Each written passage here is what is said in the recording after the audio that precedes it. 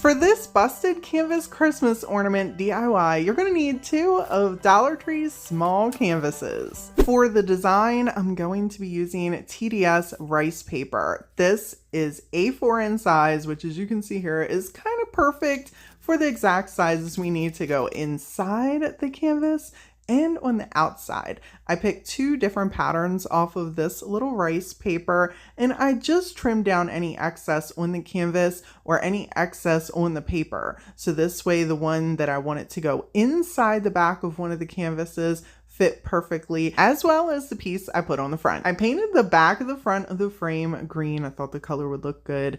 And then I'm gonna switch this up a little bit, people. So I'm grabbing some little Velcro strips, and I'm going to cut them down to size to go on the insides of these canvases so I can open and close them so we can add lights and replace lights. And as you can see here, I'm just attaching the top of the box. Once I had it decoupaged, I just made sure everything opened and closed properly, and then grabbed some ribbon to glue onto the front of our box. This is really just going to cover up that seam that we have so I can't see the separation, and it allows us to be able to open and close it and replace the lights as necessary. If you just apply a little bit of hot glue where you're attaching them on the inside, they pop right on off. And if you don't care about replacing the lights, then just glue the whole sucker shut and put some ribbon around there without doing any of this or the Velcro,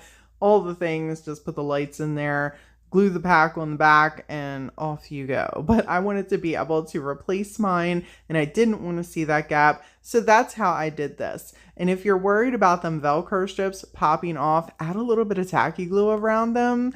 It will help secure them in place. And add as many Velcro strips as you feel like you need to on the inside of your ornament. And people, of all the busted canvases that I have made, this is absolutely my favorite.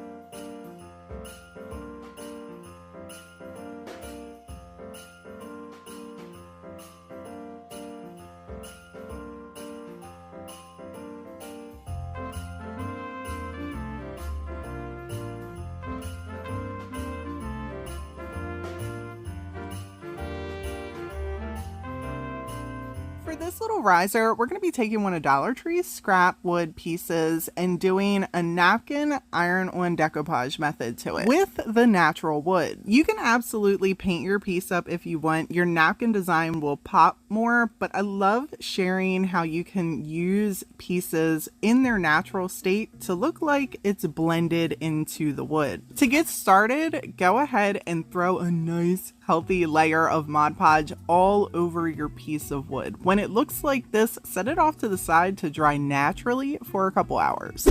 Then pick your napkin, my friends, and you're gonna need to get that top decorative layer away from that sneaky underneath layer. There are several different ways to remove your napkins. One of the easiest is just to tear a corner. Usually it reveals the sneaky under layer and I can just pull them right apart. Now it's time to bring in the iron, and make sure to grab you some parchment paper. You're going to want to put that right over top of your napkin.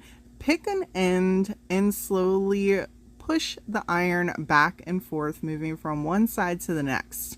This is just going to help push any possible bubbling or wrinkling all the way to the other side. So instead of going all around the edges and then coming back to the middle and possibly having some bubbles, it just eliminates that. Before you start removing the excess napkin, just go around the edges and make sure it's all completely attached. I'm just taking my finger sander and going straight down to pull all the excess napkin off. Now I want to round off those edges. This is going to really allow that napkin to completely look blended into that piece of wood. And I do not recommend doing this if your napkin is not completely on your piece of wood. It is going to just ruin your piece. For the legs of this little riser, I'm just going to be using some of Dollar Tree's little Christmas trees. Use whatever you would like for your legs.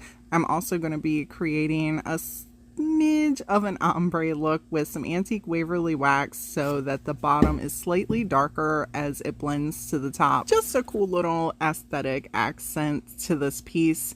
And then I'm taking some tacky glue and attaching all of them to the bottom. I allowed this piece to dry completely overnight and then came back in with some of Mod Podge's hard coat. This stuff is water resistant, so in the event if we want to put it in the bathroom or the kitchen, we are protected. And a good tip to help reduce any further wrinkling, even after this is dry, apply your sealer in thin layers.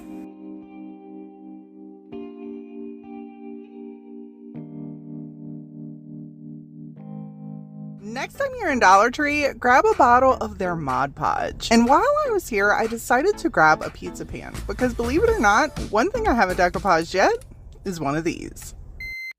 People, we're gonna have to just skip the editing real quick. Listen, what is this? What is this made of? Oh my god. I'm just gonna paint over it, okay? We won't talk about it because I don't have no glue gun. Since we're going to be decoupaging on metal, it's important that we use a paint to prime our piece that we know is going to stick to that material really well. If you don't have access to a DIY retailer, here are two other options I have used many times that I can pick up from Walmart, and the folk art I can usually grab from Hobby Lobby if you have one of those local to you as well. For this project, I decided to go with this because I know it works really well against metal, and if you're ever interested in trying out some DIY paint, or looking for a retailer, my friend Sammy at Unicorn Dust Designs sells it. I usually keep a link down in the description box. And on a side note, people, look at the size of this pouncer I had in my stash.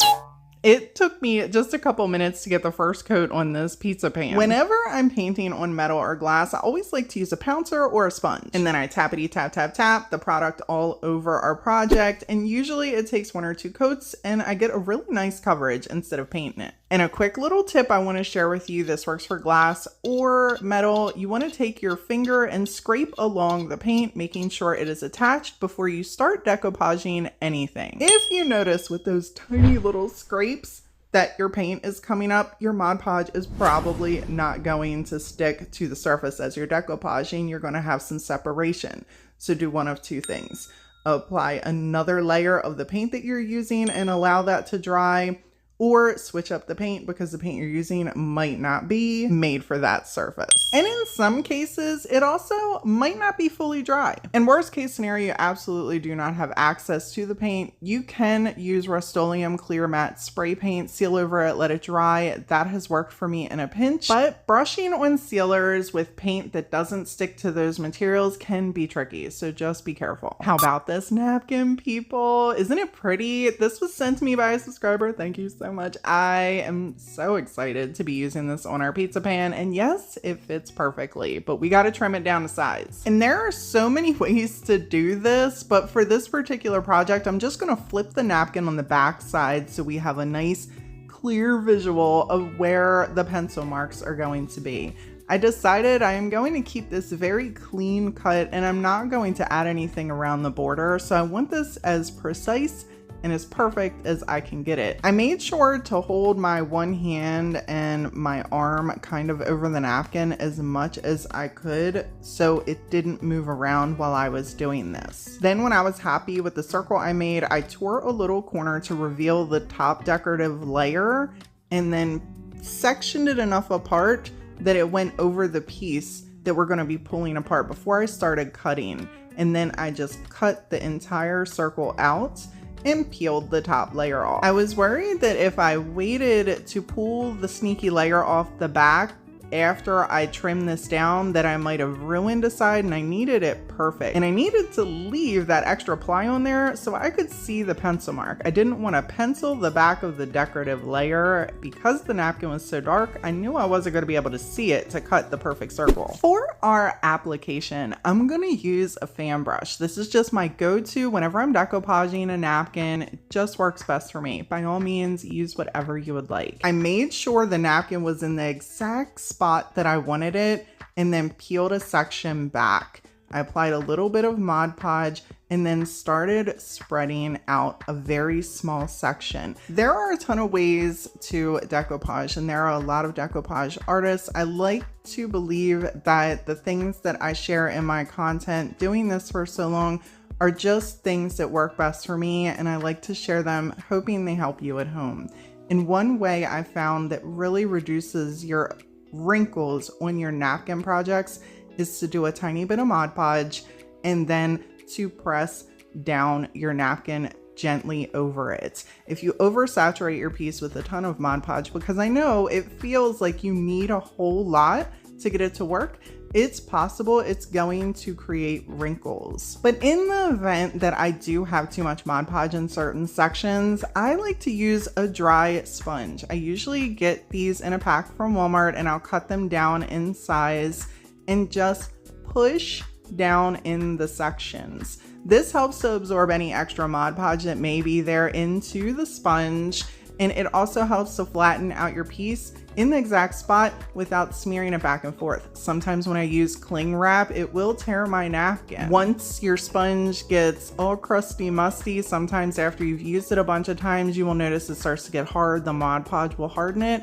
I'll then cut that sucker up and reuse it to apply paint on different things. And then I just flip my napkin the opposite side of where I've applied it and continue the same method until I have a complete application. Now, while this is drying, you can take the opportunity to cut up your florals or paint any extra pieces that you want to attach to your pizza pan. If you want to put a layer of sealer over this, once it is all dry, you go right ahead before you apply on your florals and ribbons and things like that. This would also be perfect with a little hanger for you to hang on the wall, or just leave it to sit around your home.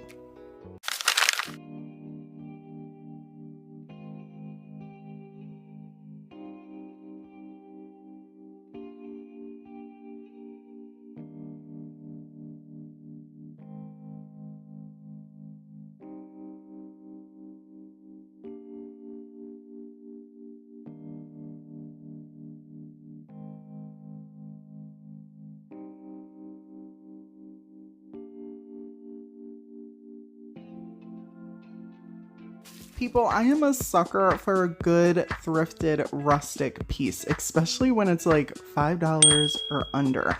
I was confident that I would be able to save and restore this old rustic wood without messing it up. First, I had to take some painter's tape and cut little sections off, and all I did was gently put this down over the rustic wood and pull it up. I don't recommend doing this for a finished piece. Rustic wood, if you're ever picking up anything, it has like the very coarse, it's very unfinished, and when it has crusty bits all in it, it can be a pain to refurbish. But this little trick helps keep the wood intact and remove any extra disgustingness without completely sanding it down, making it smooth like a brand new normal piece of wood. I took my finger sander and went over some spots on this wood. There were a couple little areas that were sticking up, and I was scared I was going to get a splinter while I was handling it. And then I went over the center, just roughing it up a little bit, prepping it for our paint. And people, if you thrift anything, it's always a good idea to make sure you clean it thoroughly before you start painting it. Use some Krug Kutter, get all that residue off, and then go back over with some warm water to make sure that all those chemicals are off from the cleaner. Cleaning and prepping is always the worst part for me. I just want to get down to the good stuff and get creative. Unfortunately, because I'm trying to preserve this wood, I had to tape off the entire thing. To prep the spot we're going to decoupage, I'm going to give it a nice white base using this Folk Art multi-surface in the satin. You can grab this stuff at Walmart. It is extremely inexpensive, and they have a variety of colors to choose from. They're only $1.67, and this multi-surface is so awesome because it also works really well on ceramic, glass, and metal. I only did one coat of this multi-surface paint, and you'll notice that you can still see some of the words through it at the end of the day. I was completely fine with that. I knew the design I was putting on here and it wasn't going to show. Painting your surface white before you decoupage anything that is thin, it's just going to help that design pop. And a little tip, if you just want to apply one coat and have pretty good full coverage, chalk paint or clay-based chalk paint works really well for that. I don't know know about you, but one of the hardest things for me to make a decision on is if I want to use paper, if I want to use tissues. The designs are always plentiful. I love decoupaging with napkins. Newspaper is always a great idea too. Plus it's super thin. If you haven't decoupaged with newspaper yet, it will surprise you. One kind of paper that has a nice payoff in the end but can be tricky working with is a textured paper. You can pick these up at Hobby Lobby pretty inexpensively. They also have regular decorative paper like this you can get for 59 cents a sheet, or larger decor pieces just like this that are kind of on the thick end, and if you're lucky and watch for sales, you can get them pretty cheap. And let's not forget fabric. You can pick up fabric pieces really inexpensively from Dollar Tree, including burlap. You can also decoupage with some burlap. And one of my favorites, but I don't do nearly enough, is rice paper. It is slightly thicker than tissue paper. You can take rice paper and print out digital designs. You can either create your own designs or download them from a site. You can get some from Etsy. These are actually my own designs that are going to be coming out very soon. I'm going to have a rice paper line, but I also have digital downloads on my website right now that you can get rice paper and download yourself. But on to what we are using today. This is part of my TDS Decoupage Paper line. It can be found at thediystruggle.com. It is tissue paper. It's really easy to work with, and I thought it would look perfect with that rustic wood created into a wall lantern the second I seen it. I was like, oh, I have to put my tissue paper up in this joint. I just cut it down to size. This took a little bit of patience. There are several ways you could go about it, but I wanted to be able to tuck the tissue paper slightly under the rustic wood since there was a tiny bit of a gap. So cutting this perfectly straight was going to allow for that. I could have taken a little bit of water on a paintbrush and went around the edges, but I was scared there would be fraying and then you would see little bits and sections where it met up with the wood. For this project, I'm just going to use some Mod Podge. You could absolutely use liquid patina. One of my favorites from Dixie Belle is just to take their clear coat. I love using Deco Art Decoupage. They also have a napkin one, and a lot of people use Elmer's glue. Use whatever medium works for you, but whenever you're doing the iron-on method, you're gonna wanna make sure that you use a decent amount of that medium, and you have time to allow this to dry for at least an hour. Sometimes I let mine dry 3 to 4 when I got the extra time, but today, an hour was fine. When it was all done, I took the painter's tape completely off of our piece. Whenever you go to iron on something like this, it can be super tricky, especially if it's already got a frame.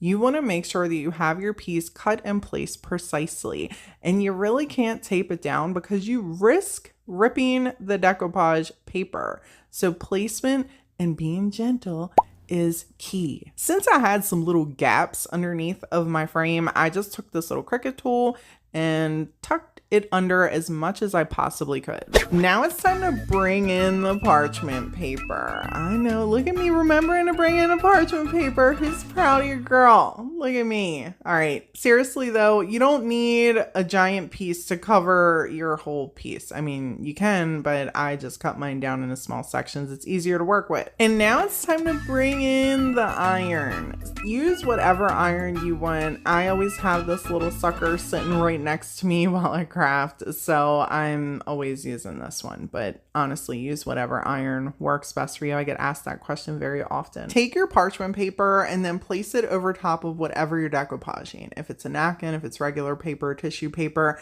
it's going to protect the paper. It's been my experience, depending on how hot your iron is, you can absolutely melt your design depending on the type of paper you're using. You could absolutely cause burn marks.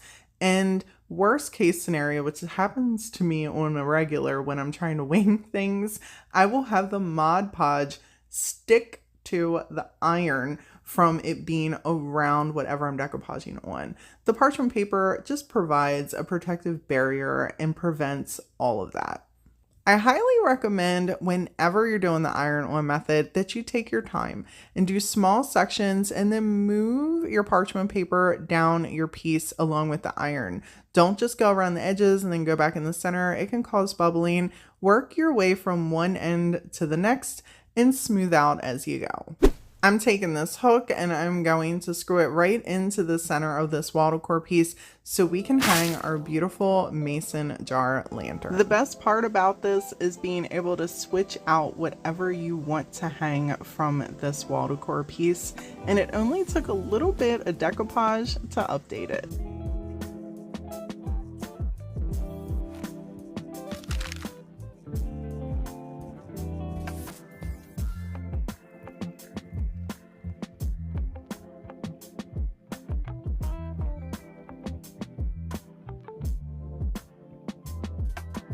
For this decoupage pedestal stand, we're going to need to start off by grabbing us a Dollar Tree basket and one of these industrial candle holders. For the top of the tray, we're going to need a round or an oval piece. I didn't have any at my local Dollar Tree. This was in my stash, so I'm just going to roll with this.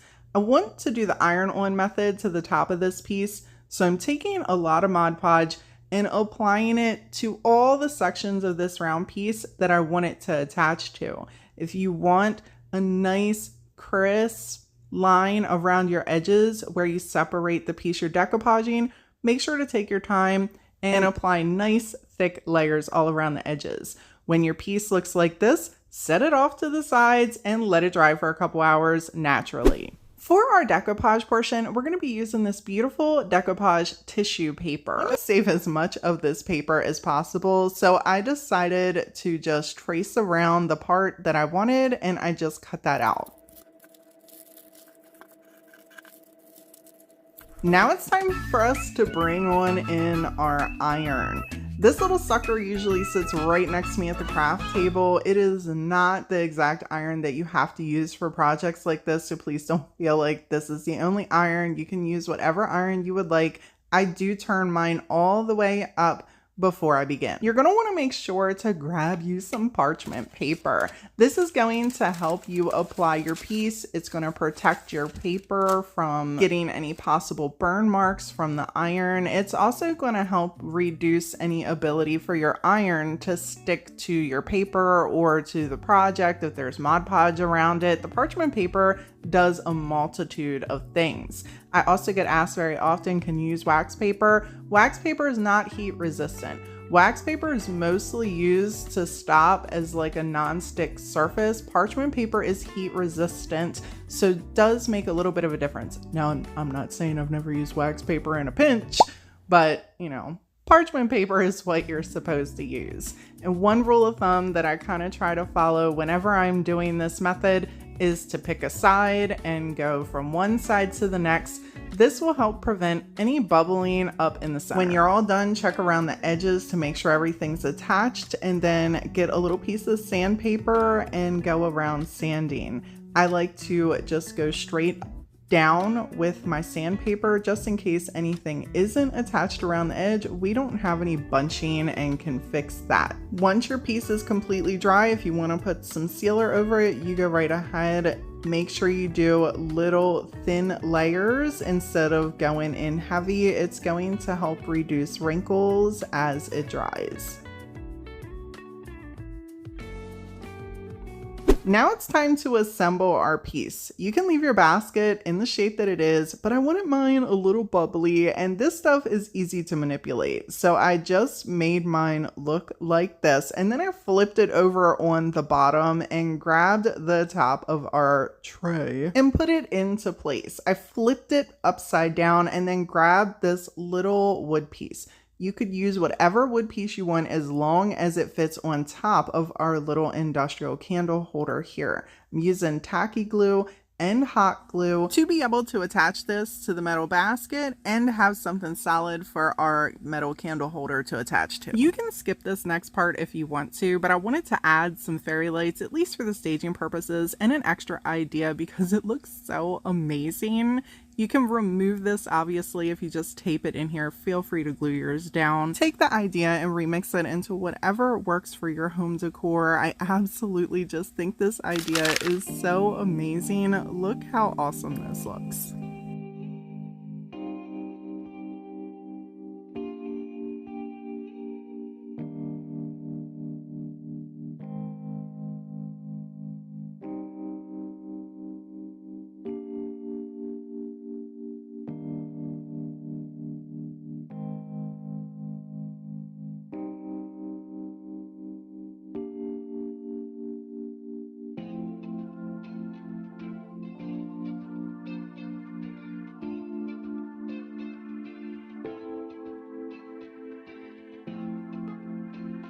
For this vintage 3D busted canvas, we're going to use one of the flat panels and this pretty decorative paper I picked up from Hobby Lobby. This is only 59 cents, and we're going to Mod Podge it, decoupage it down onto this flat panel canvas. You could absolutely use some glue if that's easier for you. This is just the way I would like to do it. I'm going to attach this, make sure it's all smoothed out and flat, and allow it to dry. Now let's work on our canvas piece. I'm gonna grab another piece of paper that I have from Hobby Lobby, and this one was 69 cents. And we're gonna cut this down to fit on the inside of the back of our canvas. I'm gonna use some more Mod Podge and put that down into place. Again, use glue if you would like, use tacky glue, whatever, just get it on down there. We're gonna let this dry. Just make sure before you allow it to set and dry, you scrape it down real good so it's actually attached on there. And it's important to let it dry before you go trying to cut it. I flipped my canvas over and then picked a paint. I decided to go with green for this particular project. Again, pick whatever works best for you. And then grab some clay. Well, I'm grabbing some clay. This is my favorite clay. I usually keep this down in my Amazon affiliate link down in the description box for anyone interested. You just click that more button underneath this video. And I grabbed one of my little clay molds. I'm just gonna take a little bit of this and smush it on in there to create a border for the top of this busted canvas piece we're creating. I grabbed my Type On Quick and Thick and applied a small amount onto the back of this piece, and then just kind of gingerly rubbed it onto the back and placed it onto the top of the canvas. You're going to want to let this dry a little bit before you attempt doing anything to it, or you will mess up the imprint on the clay. I let it dry for about 2 hours. I recently picked these cool little wood frames up at my local Dollar Tree. So we're going to use one of these to create that little 3D appearance in our busted canvas.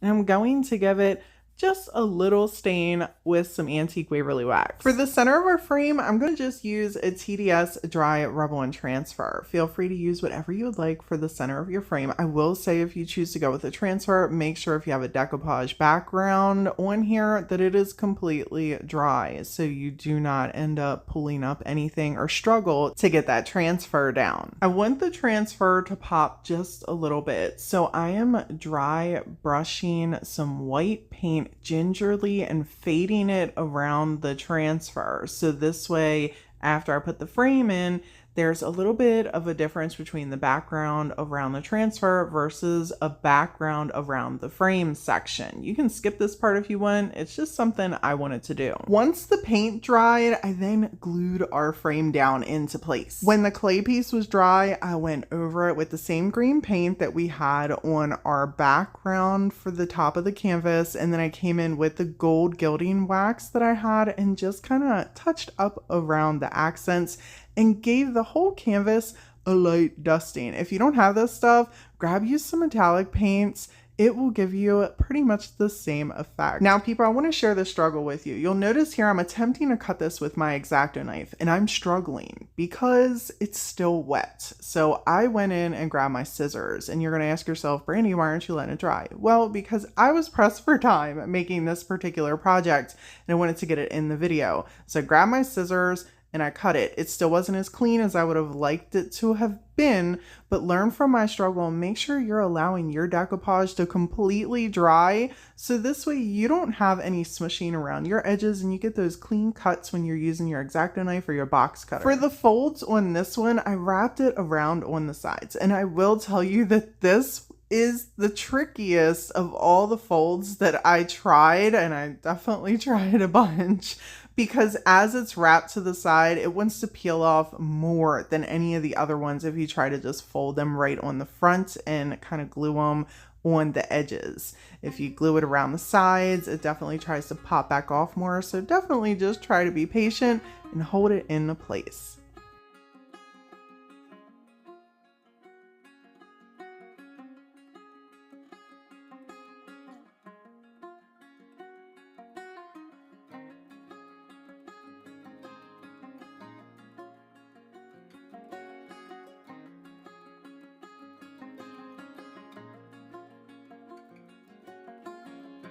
I only paid $1 for this piece at the thrift store, and people, It had a corpse in it, okay? See this little itty baby spider corpse just laying in there? I was literally about to just destroy the whole thing because, you know, nobody wants to deal with corpses. But I didn't. I washed it out. While it was drying, I grabbed me a piece of rice paper. For this jar, I want to create like a oil piece with a label, and I want to use this one. So I'm just going to cut it out and then put it on the bottle, make sure that it is the perfect size, and it was. It was absolutely the most perfect size for this bottle. And then I went and grabbed some artsy fartsy stuff, like this decorative mesh from Dollar Tree, some tacky glue, a bowl, some water, and started mixing some things together. There was no real ratio here. It was just kind of like mix and go, you know what I mean? And this is going to get messy, so make sure you put something down to protect your surface. Cut you a nice chunk of this mesh off and then just start wrapping it around the top of your bottle. We're going to make sure that this fits nice and snug before we start dipping it in the tacky glue, because there's really no takey backsies when you're doing projects like this, and it's so messy once you're gloved up. It's kind of hard to back out of it. All I'm doing is just saturating this mesh, and then before I go putting it around the bottle, I'm gonna squeeze the excess out of it so it's not dripping wet. It's already served its purpose. It's going to harden. We just need to make sure that we wrap it around here nice and tight. However, I noticed it wasn't sticking as well as I wanted it to, so I grabbed a little piece of rope, dunked that in my little tacky glue and water mixture as well, drained off the excess, and then wrapped it around the mesh on the bottle nice and tight to make sure everything stayed in place.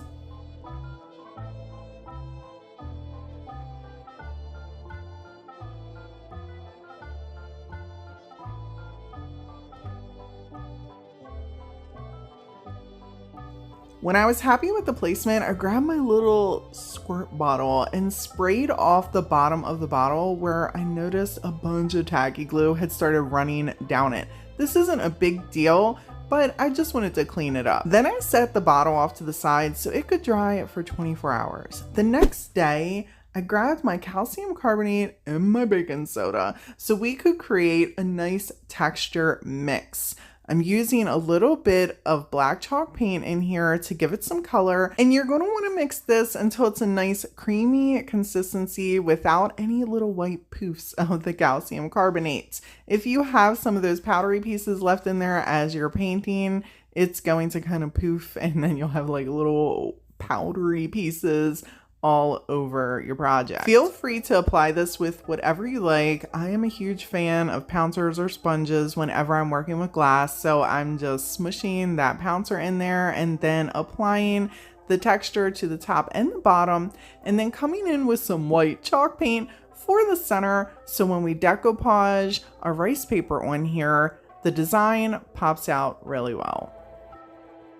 Use whatever medium you would like. I'm using some good old Mod Podge here, and for that matter, use whatever rice paper, use whatever tissue paper. Take this idea and remix it into what works best for your apothecary jars at home. Now for this portion, you're gonna see me applying this rice paper, and if you choose to use a napkin, I would not do this part. This rice paper is really durable, so you're gonna see me not like the placement, and I'm gonna pull it back up and it's going to be completely fine. You're also gonna see me getting it bunched in the corner, and it's also going to be completely fine. This stuff is super thin, but it's just more durable than a napkin. So be mindful if you do choose to decoupage a napkin. Once it's stuck, I wouldn't put it back up. You know what I'm saying? Don't peel it back up. Just leave it alone. I'm taking a little bit of Mod Podge and going over the piece, and I love how this turned out. Now, I want to kind of tie everything in together, so I took some more of that texture paint and went around our design, and I also added some little extras around our jar, and I absolutely love how this piece turned out.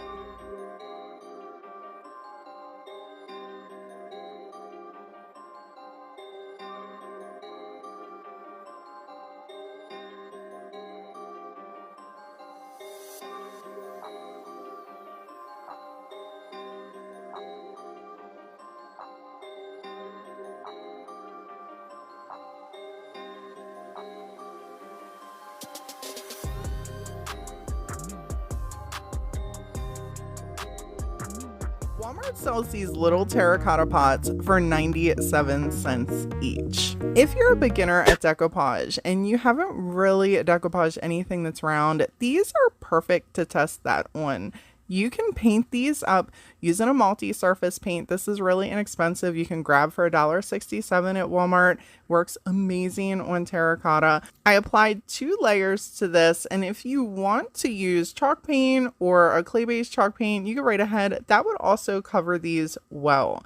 But I wanted to show you here once they were fully dry, just how nice this paint ends up on these pots. Then pick your poison, my friends. I'm using a napkin for this piece. I'm tearing off the corner to remove all the sneaky layers. So this way we have the top decorative layer, and then we're going to do a technique I like to call patchwork, which is where you can use the designs in one singular napkin, or you can use the designs in multiple napkins, tear out the sections that you want, and then patch them onto whatever you're decoupaging. I'm going to be using DIY's liquid patina for our medium. If you're ever interested in grabbing any of the DIY items you see me use, I keep a link down in my description box. Sammy over at Unicorn Dust Design sells it. To apply our medium, I'm going to use a fan brush, and I'm taking just a little bit of it, brushing it on our pots, and then taking our little napkin patch that we pulled apart and placing it very gingerly in place. I'm using a dry sponge that I have cut down. I picked these up in packs from Walmart, and I'm just pressing directly over the napkin.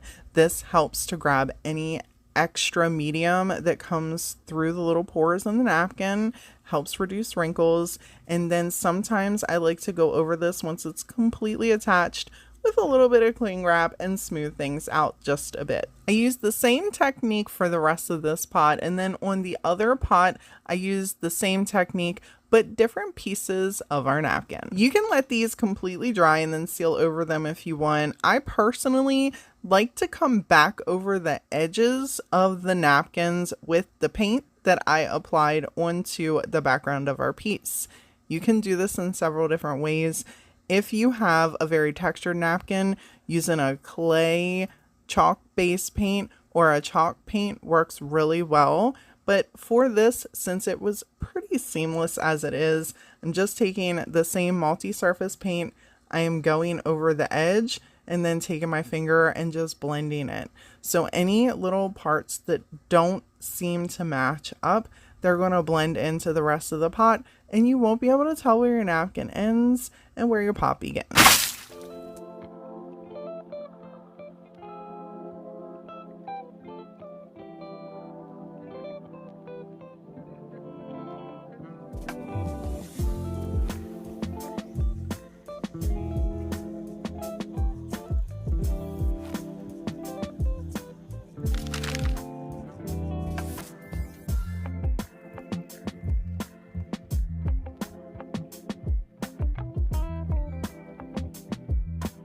Decoupage in a basket, right up my alley. However, we're going to recreate this a way I don't think you're going to see coming.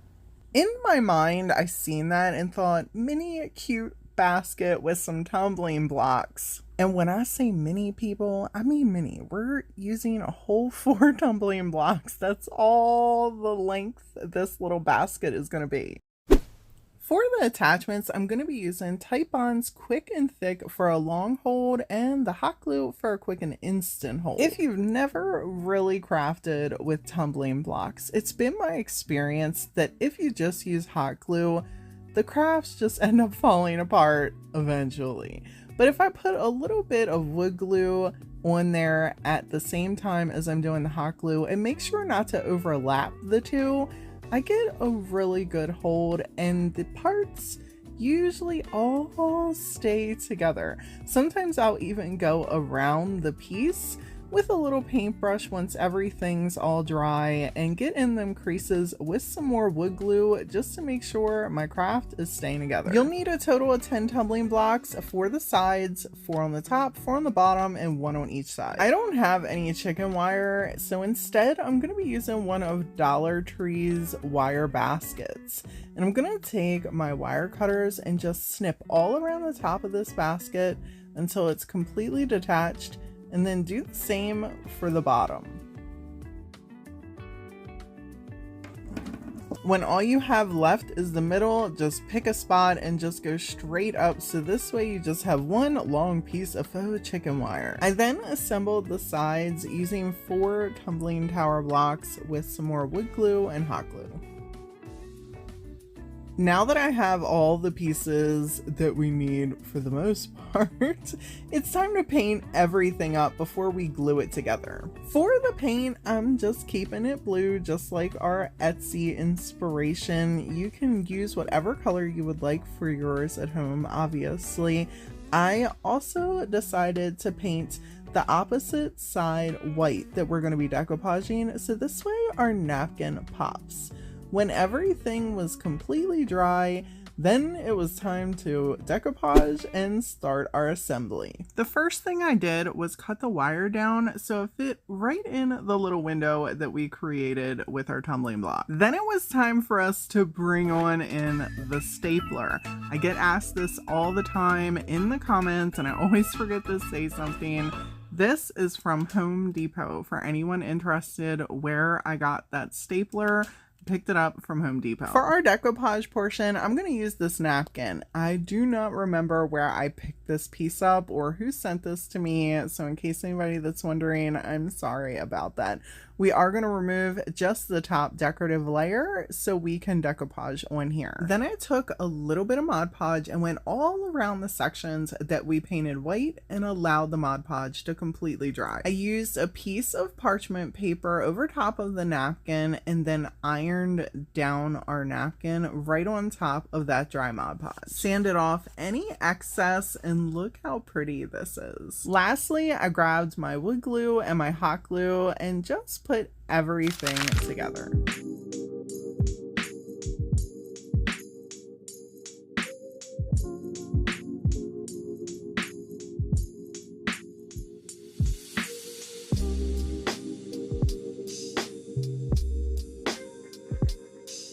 Busted canvas, we're gonna just take some TDS decoupage paper and tear a little section out of one of the designs. This is one of my favorite designs. It's called Avian News, and I wanted to share this with you all because I know so many of you love birds, and since you can kind of tuck things in the canvas, thought it would be super cute if we tucked a little bird's nest in here. For our medium, I'm just going to apply a little layer of Mod Podge. And since the backing is white and our decoupage paper is white, I'm not going to worry about painting anything, and I'm not going to really worry about going over the decoupage paper either. I like how the words are on this piece right here. So for the front of the canvas, I went and grabbed a piece of A4 TDS Rice Paper and attached that to the front of the canvas. So there was kind of like some blend with the writing. I painted the back of the front of the canvas green and went straight down with my cut for the busted section. And then I decided to kind of go sideways with them so it kind of opened to the right and to the left.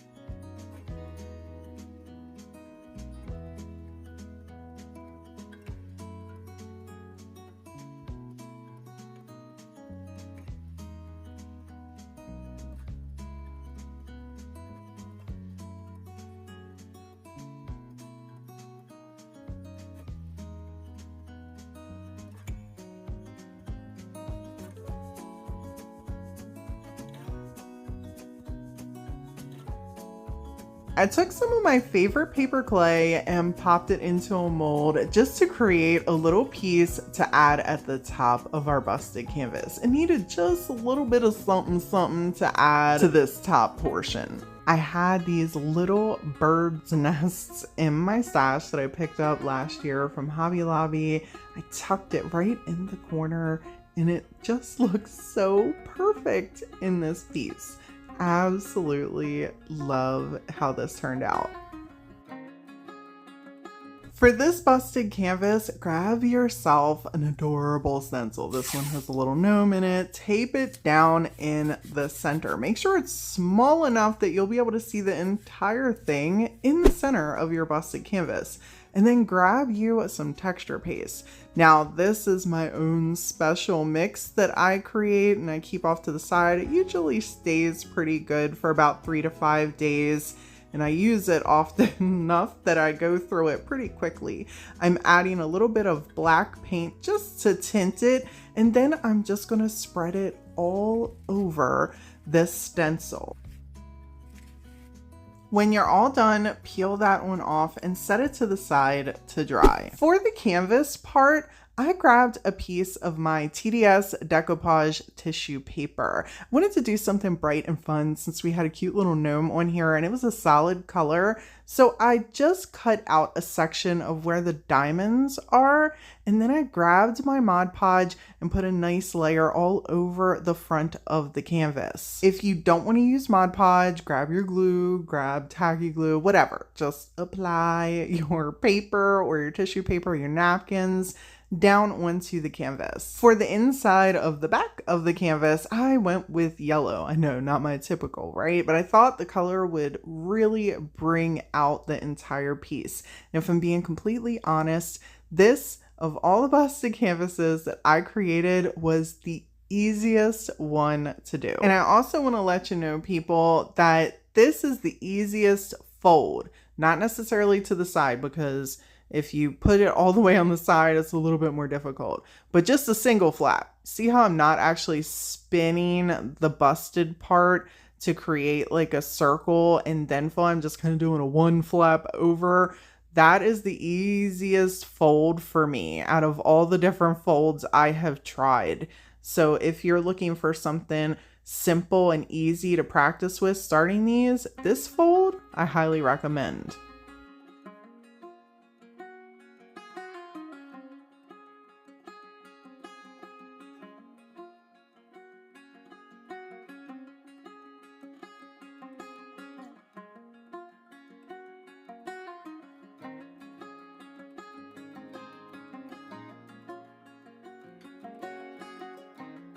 For this set of apothecary jars, we're going to use a love potion label and a poison label. And some small little wine bottles. But before we put our labels on, we're going to get artsy fartsy with some Dollar Tree gauze, tacky glue, and water.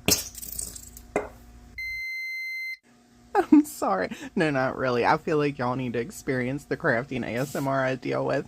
I added some water to that mixture, and then I put down some wax paper to protect my surface because it's gonna get messy. I'm taking a little bit of this black malty surface paint and mixing it in with the tacky glue and the water, so this way it dyes our Dollar Tree gauze. You can use a bunch of things for this. You could use burlap, you could use fabric, you could use tissues or napkins, but gauze is one of my favorites. It also hardens really well. Gauze also absorbs color really well. Look at that, people. It is just melted into there. When this dries, it's going to be absolutely fabulous. We're going to take the gauze and just wrap it around the top. It's also easy to manipulate and spread around. You could use tissues, you could use paper towels, you could use cloth for this as well, or fabric, but gauze for me, I think, is just going to get the look that I'm going for, creating these old musty bottles. Look at that. Looks awesome, right? Unfortunately, we're gonna have to let these suckers dry overnight. That is the worst part about doing things like that, is the dreaded dry time. Just take your time wrapping your bottles up with this stuff. Get it exactly where you want it. I did the same thing for the second bottle. I just put the gauze in a different pattern, and I also wrapped the bottom of these bottles as well and left them to dry.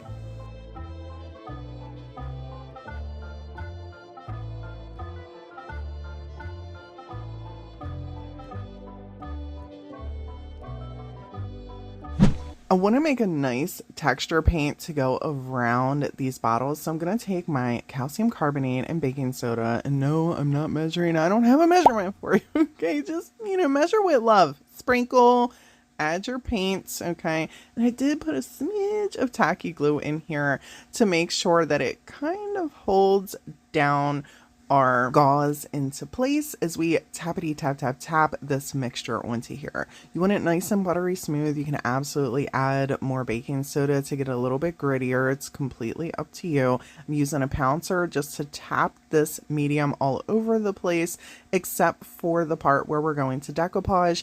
That I just took some of our black chalk paint and used in just that section. This way we don't have the texture preventing us from having a nice decoupage label on the front here. See how we can see the division from the texture to the flat black paint. I'll show you how we'll blend it all in a minute. The goal for the top was to take this metallic paint and add to the corks and then glue these beautiful glass knobs from Dollar Tree right onto those. Unfortunately, after I went through the painstaking process of painting all of these and getting it all ready, one thing I didn't account for is this is actually glued in here. Dollar Tree actually glued it in. I thought I was going to be able to just kind of twist it out, because you can do that with a lot of Hobby Lobby's knobs, but we can't. And I really want it to have this gold or rose color underneath, so I'm gonna just kind of paint that and then glue this in here. We just won't have a removable top because I really want the top to have these. But you know what? I made it work, okay? It still gave me the same look I was going for, just painting the top of the little wine bottles. I'm just using some Mod Podge for our decoupage medium. Feel free to use whatever you would like. I did cut these labels exactly down to size to go into the sections that I wanted. And then I just used my finger to gingerly move them along and press them down.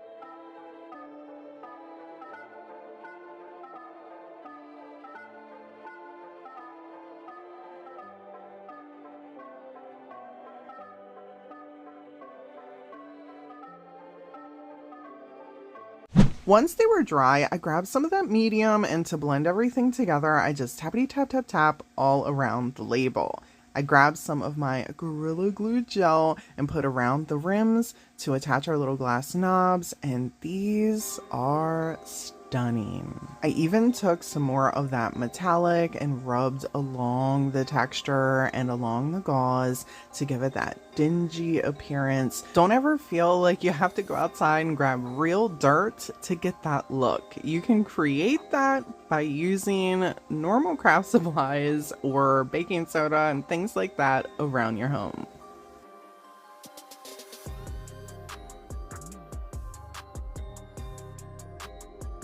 In Walmart's little craft section, they have a wood area where you can pick up pieces to DIY extremely inexpensively. These little ovals are only $1.12. So I grabbed 2 of them so we could create a little fabric decoupage wall decor piece. And truth be told, we almost stopped before we got started. These tags almost took me out. Why? Why do we put it in the front? Why is it in the front? I need to use the front. This could be in the back. Or is it in the back? Did I just do that on the wrong side? Well, there we go. We're going to take some antique Waverly wax and just apply a coat of stain using a baby wipe. These work really well to smear the stain around, and you can always adjust the color as it dries. It usually takes at least an hour for these to dry, and you want to make sure that these are completely dry before you go to decoupage onto them. Since we're doing a fabric decoupage, I want the napkin to show up, and I'm going to use this cream colored burlap that you can pick up from Dollar Tree really inexpensively. I'm cutting it down to size so it fits just inside of our oval, and we can see some of that beautiful stain pop right around it. Now it's time to bring in the iron. We're gonna need to flatten out this burlap piece. I know some of you are wondering if I was about to. Don't worry. I'm handling it. Look at me. off camera to save some time, I trimmed these down to what made sense for me. Obviously, trim yours perfectly symmetrical if you want to. This was the design that I was rolling with, and I'm fraying around the edges. You can take this or leave this as well. I wouldn't mind to be frayed. We're going to use some Mod Podge to do the iron-on method for these little burlap pieces. Now, truth be told, my friends, this was done for the sake of the video. If I had to do this for something I'm keeping for sure in my home and I want to last really long, I would use tacky glue and let it sit 24 full hours. Make sure to not forget your parchment paper for this. It's going to protect your iron from sticking to the Mod Podge, especially since your fabric does not completely cover over the Mod Podge. You run the risk of getting stickiness all on your iron.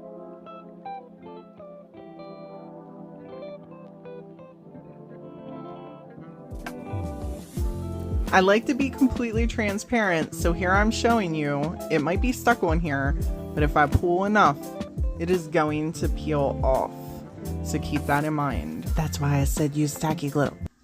Here is our beautiful napkin. It's like nautical slash I got some fruit on here theme, and I've been wanting to use this for something different. And I thought this piece was going to be just perfect, and I could see these hanging in the kitchen somewhere or sitting on a shelf, you know what I mean, because it's small.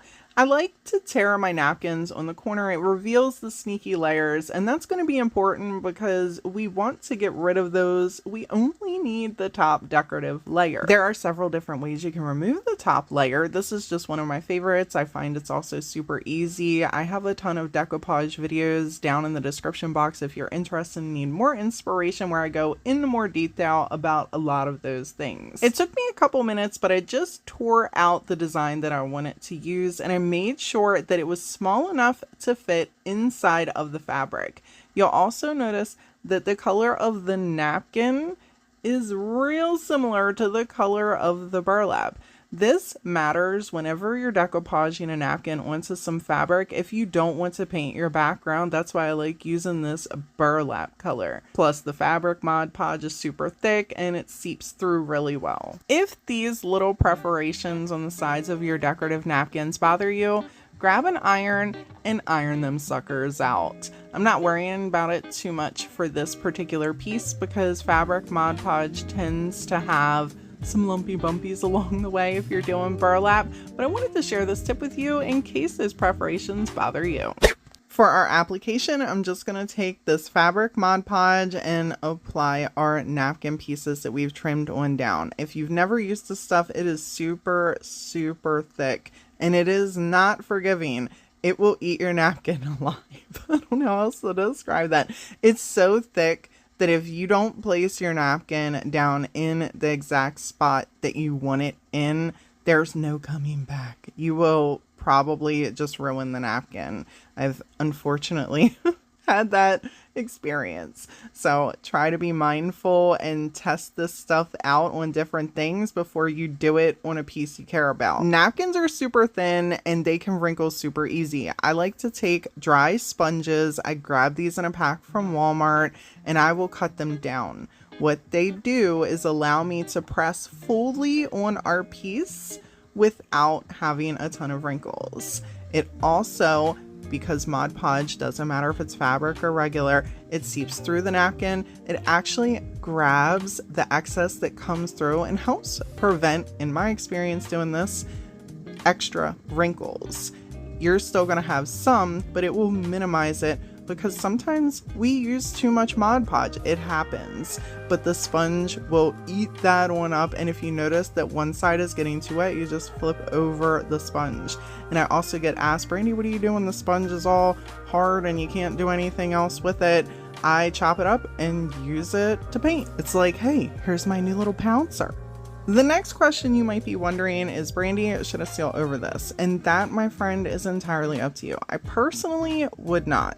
If you're not a fan of glossy, guess what? Fabric Mod Podge has a glossy finish. If you apply them like this, you're not going to have that extremely glossy end look, but you will have a really well attached napkin to a piece of burlap onto a piece of wood, especially if, like I said, you use the tacky glue. instead of the Mod Podge with the iron on method to start.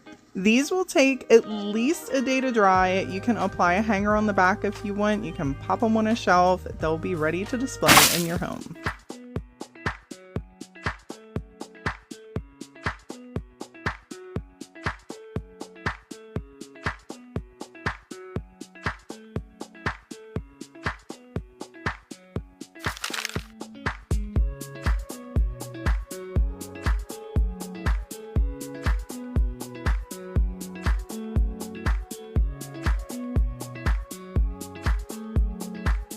Have you seen the awesome ceramic pieces Dollar Tree has been coming out with lately? Not only do they have this design, but they have several others.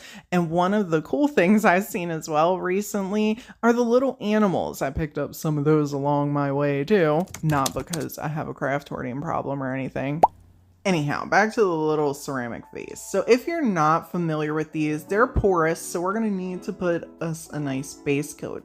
I'm just gonna take some of my Folk Art multi-surface in the white and put 2 layers all over this vase and allow it to completely dry naturally.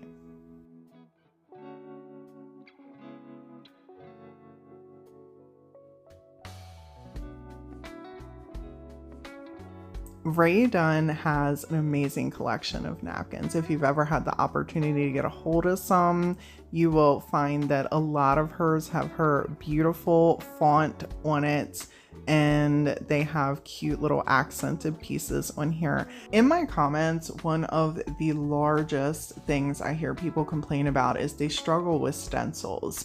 And another one is that they struggle with stamping as well, messing up projects. An easy way to not use stencils and not use stamps is to find napkins that have words on them. And I know a lot of people are like, if they have words on them, they won't mess with them. But taking the word out of a napkin and applying it onto a piece is a real simple, easy way to have that design and alleviate the struggle you're having with stencils or your struggle you're having with stamping. If you're able to, use a pair of scissors and trim it down as close as you can to the words. You'll see here I'm just taking a little bit of water on a paintbrush and I'm tearing it gingerly around the word. This is going to help keep that edge around the napkin not noticeable, so on your piece that you're creating you won't have some weird funky edge just kind of sitting around there to be a little bit more blended in. And as you can see here, I did this quickly. I could have did this slower and made the words, there are a couple little sections where it overlaps, but if you take your time you could absolutely have this on here pretty perfectly. I wanted to grab some of my TDS Rub on transfers and just put some teeny tiny accents on here to add a little bit of extra. I hope you guys really like this idea of a different way to kind of look at napkins that have words on them to help you create your own unique creative decor in your home.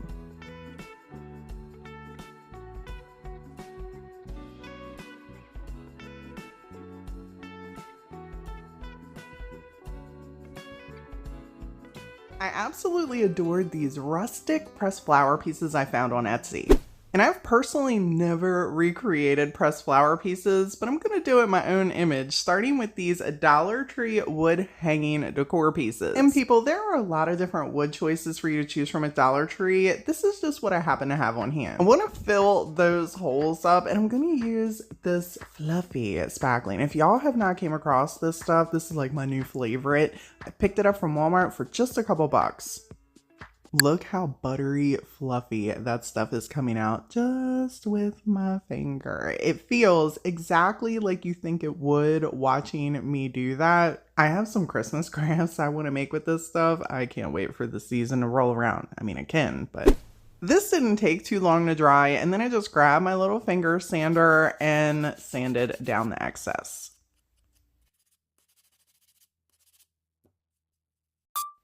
For the book page portion, I had this joint hanging out in my stash and just went through looking for sections in the book that didn't have paragraph gaps. You can skip this next part if you want, but I decided to do like a rough trace just around the sections that I wanted to put on our little wood piece So that way, as I was applying them on here, I had less excess overhanging and had a better visual of what I was creating. If you want to leave the whole book page and then take off the excess when you're all done, by all means, do what works best for you. I want the floral section to be really flawless, so I'm just going to take some Mod Podge and put a nice, healthy, thick layer on the top of this wood piece so we can iron on our book page once everything is all dry.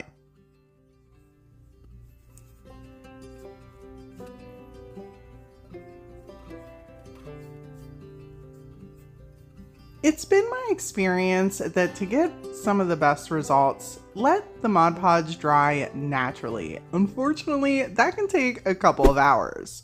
But when it's all dry, then it's time to bring on in the iron. And people, feel free to use whatever iron you would like. I happen to keep this little sucker sitting right next to me at my craft table, so I turn it all the way up whenever I'm going to use the iron on method and use it to apply my napkin or decoupage. I'm also going to need a piece of parchment paper, not wax paper, parchment paper. Parchment paper is for heat, wax paper is to prevent sticking, just in case anyone is wondering what the difference is. And then I just work my way from one side to the next. The parchment paper helps prevent the Mod Podge from sticking to the iron, along with any bleeding of the ink possibly, or even burning the design on whatever you're trying to create. It's a really nice preventative measure. Make sure to check all around your edges so this way you know it's completely attached before removing any of the excess. Since I don't have any experience with dried flowers, we're going to be using a stencil for this section. And I had this in my stash and figured I could get 2 for 1 here and just cut it in half and use them to create a matching set. It's always a good idea to use painter's tape whenever you're doing a stencil to kind of hold it in place, especially if you're going to be using a lot of different colors like I plan to, so you don't have a lot of bleed through under the stencil. We're going to start this off with the green for the stems, and for the application I'm going to be using a makeup sponge. Regular sponge, pouncer, whatever you would like is completely fine for stencils. I try to encourage the onload offload method. As long as your piece is pretty much dry, whatever you're applicating on, you don't have a lot of bleed through, so keep that in mind. But I do want to share this little tip with you as to why paint matters. See the acrylic paint and see the background, and we can still see the words in the backgrounds. If you mix a little bit of chalk paints with whatever dominant color you want with the acrylic paints, and then go tappity tap tap tap right over the words, it's going to make them disappear.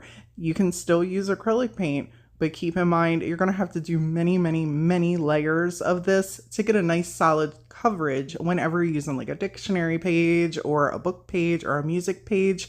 This just cuts your craft time down in half. Even if you just want to use a solid white chalk paint as a base and then mix in your acrylic colors, it's going to give you more of a solid quick coverage with probably 2 coats versus 5 or 6 with just acrylic paint whenever you have that background. For the florals, I just mixed up the colors, and I did take a few other colors and create some highlights in different sections.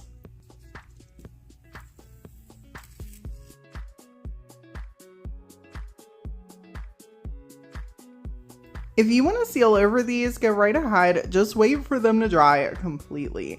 Now I know in our Etsy piece they had the brown around the edges, but I decided just to take a little bit of Waverly wax and go around the edges on mine and keep mine mostly neutral. I liked how the wood matched the book pages. I love how these turned out.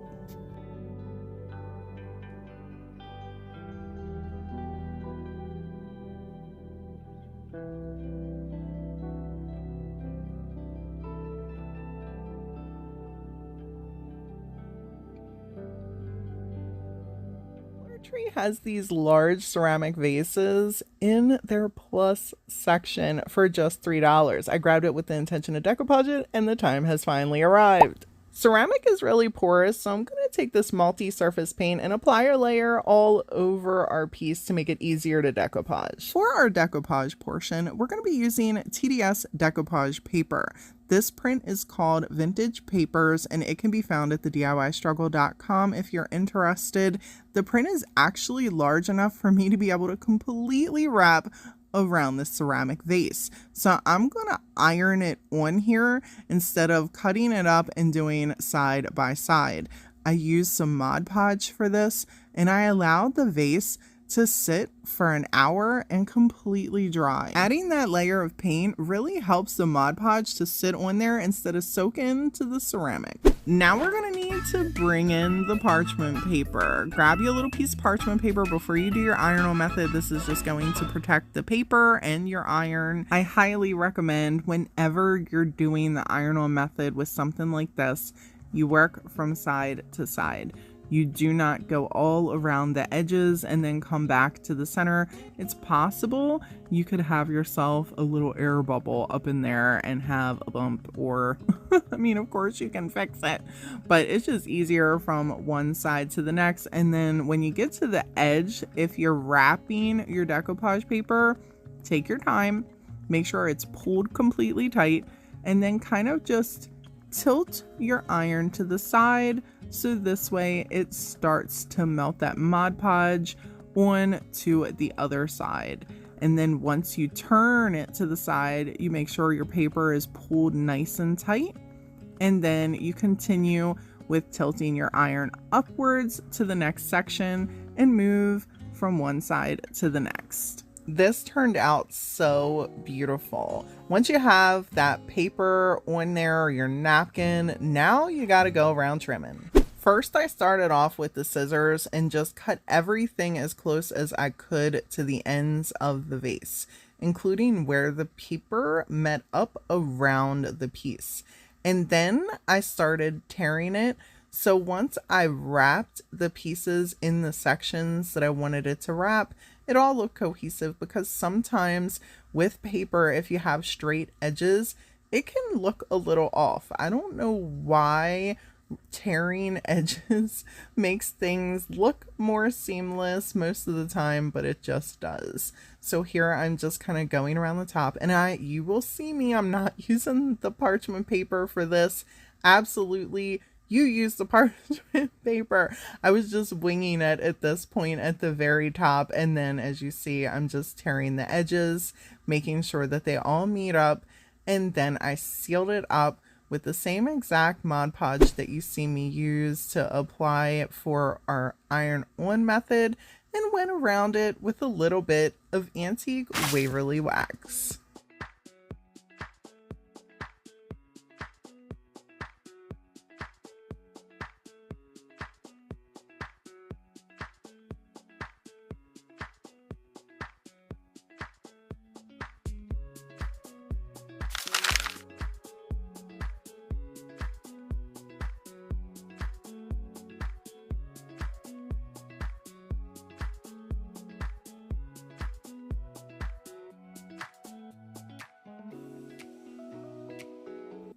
I thrifted this beautiful tin wall pocket for just a couple dollars, and as eclectic as it already looks, we're gonna make it look even more eclectic, but we have to wipe it off first. It's got some crusty musties on it. It's not as bad as another piece I've done recently, but it's bad enough that we want to make sure that we have anything off of it, so when we paint it, our paint's going to stick on there really well. For our paint, I'm going to be using DIYs paint in the beadboard color. This is a really great paint to apply over to metal. I've had really good experiences with getting like a one coat coverage and being completely done with it. So I applied a coat of paint onto here, allowed it to dry, and then it was time to get to business. We're gonna get a little artsy fartsy here, people, using two different napkins with similar colors to create one large design. First, make sure that you remove all the sneaky layers on your napkins. So we are just working with the top decorative layer. There are several different ways that you can get those sneaky layers off. My favorite way is just to tear a corner, and it usually reveals all the layers and you can peel them off super easy. I want the rooster to be the center of attention, so I am completely ripping out the center of this napkin so it can go around the edge of our wall pockets. For our medium, we're going to be using DIY's liquid patina, and I'm going to start by placing our napkin at the top, or decorative napkin at the top, and using a fan brush to get a nice little stripe over the top. I'm going to do this section by section to try to minimize the wrinkles, as well as making sure that this napkin is as aligned on here as possible. This is a dry sponge that I cut down that I pick up in a pack from Walmart, and I use this to kind of just press on here. You can absolutely use cling wrap as well to help minimize wrinkles. This is just a technique that I like to use and I like to share if anyone's ever interested. And for those of you wondering about the napkin situation, I picked them up all over. Home Goods, Target, Burlington, Amazon, all over the place.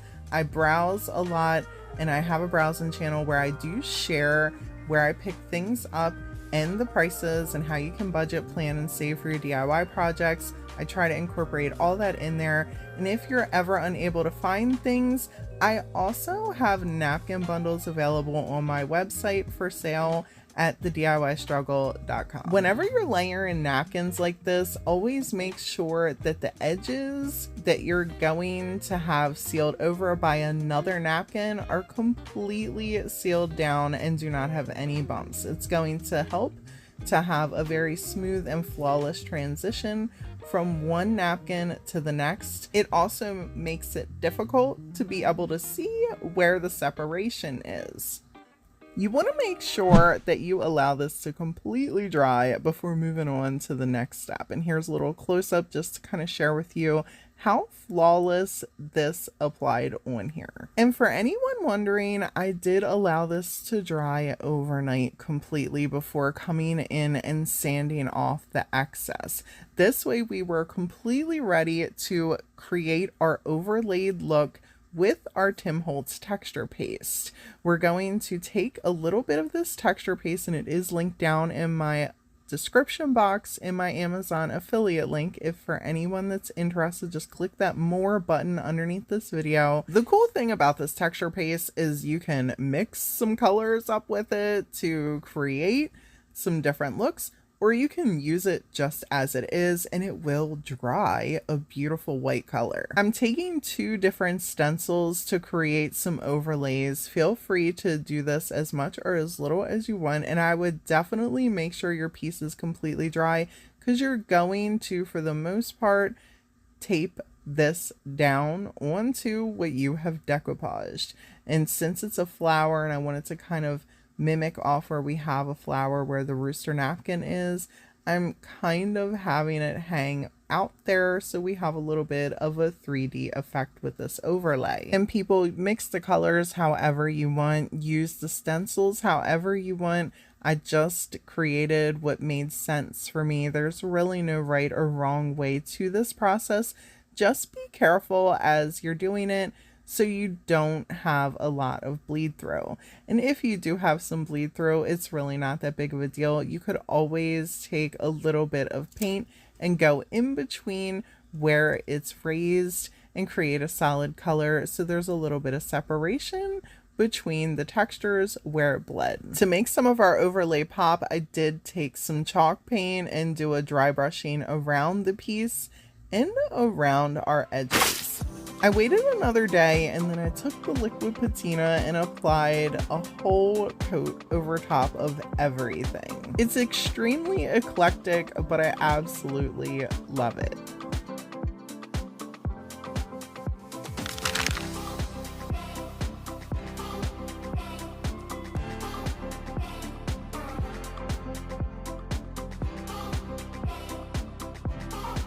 On a recent trip to Dollar Tree, I found this giant spider web, and I thought it would be perfect to do something I hardly ever do: make a wreath. Oh, you heard me right, friends. We are making a wreath out of a busted canvas. So I grabbed some TDS Decoupage Paper and cut out this beautiful design down to size. For the medium, I'm just going to use some good old Mod Podge. Feel free to attach your napkin or your paper, whatever you're using, with whatever you would like. And while that was drying, I got to picking paint colors, and it took me a little bit, but I think I matched that blue pretty well. I did that on the back of the inside of the front of the canvas. I did a gray on the front of the canvas. And then I took some black once this was dry and I outlined it since it's going to be on the inside. I decided to take a black permanent marker and just kind of make a few diamonds on the front of the canvas. I wasn't sure if we were even going to be able to see it because in my mind, I knew where I was going, but I'm horrible at wreaths. So I was praying as I was constructing and just, you know, I didn't think we'd be able to see it. And you know, anyhow, moving on. I had this creepy cloth and I wanted to use this really as the thing to tie the canvas on. I didn't necessarily want to have a bunch of like glue everywhere. I needed something stable. So I folded the canvas back and I glued everything into place, attached it all, and I left little slits on the inside. You don't see me cutting them, but you're gonna see that right here as I'm pushing that through the back so we can tie onto the web. And if you have an actual wreath, this will work too. If you want to use zip ties, you can do that as well. I just wanted to use the cloth since it was black and I felt we could really knot this up and still get a pretty good hold to attach onto this spider web. And people, I do want to remind you that if you're going to be putting anything you make out in the elements, make sure you're using something that can withstand that, like E6000 Gorilla Glue Gel to tacky glue. This way, you know your project is going to last. I absolutely love how this wreath turned out, and it was created using a busted canvas.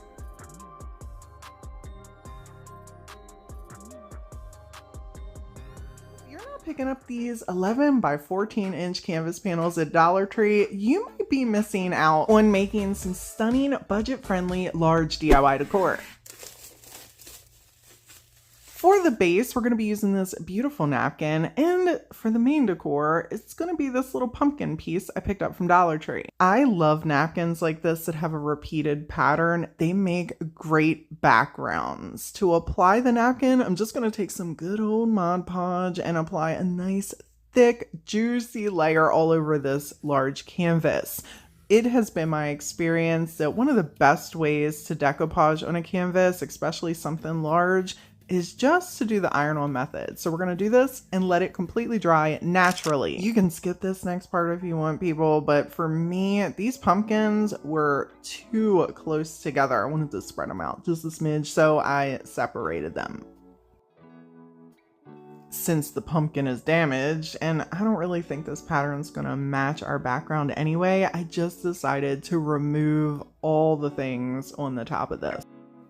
I'm going to take some calcium carbonate to create some texture in my paint. This is a great way to give your paint a little bit of oomph. It doesn't matter if you use acrylic. I get better results if I mix acrylic with chalk paint, or if I do with chalk paint, because chalk paint's already thick. So I mixed them up together and then just took a brush and tappity tap tap tapped that texture all over our piece, and I put 2 coats on this. It looks really cool, and you can see even just after the 1 coat, you already got a nice base. Once our canvas panel was dry, it was time to bring on in the iron. Now you can use any iron to do your iron on method. I usually keep this little joint right next to me in my craft station, and that's what I'm using. Make sure before you get started, you take a second to remove those sneaky layers off the back of that top decorative layer. We won't need them. I used some parchment paper to put down over the napkin while we're ironing it on, and I just moved from one side to the next.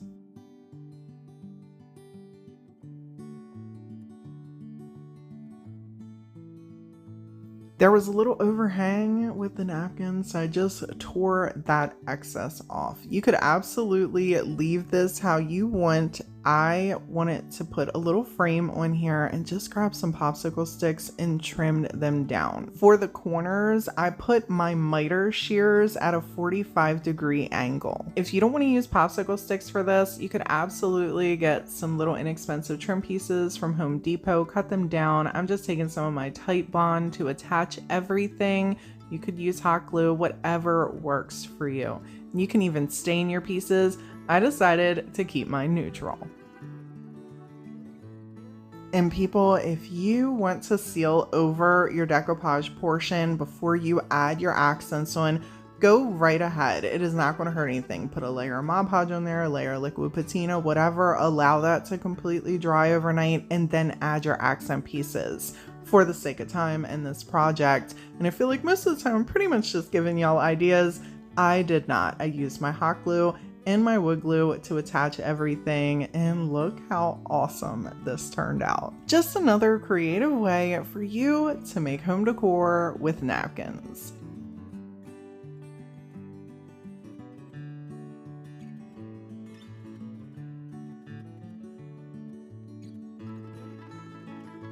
Hate them or love them, they are a good base start for tons of DIY projects, like this decoupage pumpkin we're about to create. There are so many creative ways you can decoupage these joints, but I'm going to share a super easy one with you that will save you a ton of time prepping for that design on the back end. I'll show you what I mean in just a second. First, let's prep this bad boy by taking a little bit of Mod Podge and a little bit of multi-surface and mixing it together in a bowl. Yep, you're welcome. You get to share the paint farts with me. Moving on. Once you have that all mixed together, put a nice layer all over your pumpkin. And I know what you're thinking, Brandy, it's already white. Why are we prepping the foam? Well, I'll tell you why. Foam, for the most part, has an uneven surface. So mixing some Mod Podge and some multi-surface together and putting a layer over it is really filling in all those uneven little sections. So once you apply your decoupage, it's not going to be sinking in any holes. It will kind of lay smoothly over your piece. But who am I to tell you what to do? Decoupage how you want, skip this part.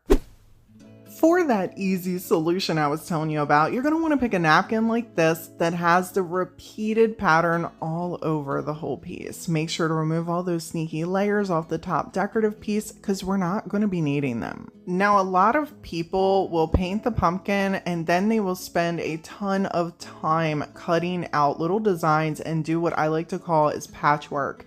And if you're new to decoupage, and even if you're a seasoned decoupager, doing a whole piece like this can be a pain in the booty, wrapping one solid thing around something that's a cylinder. So a good easy trick is having a napkin that has a pattern like this, or using tissue paper with a pattern like this, and then cutting it in strips. Well, I'm using a paintbrush with a little bit of water.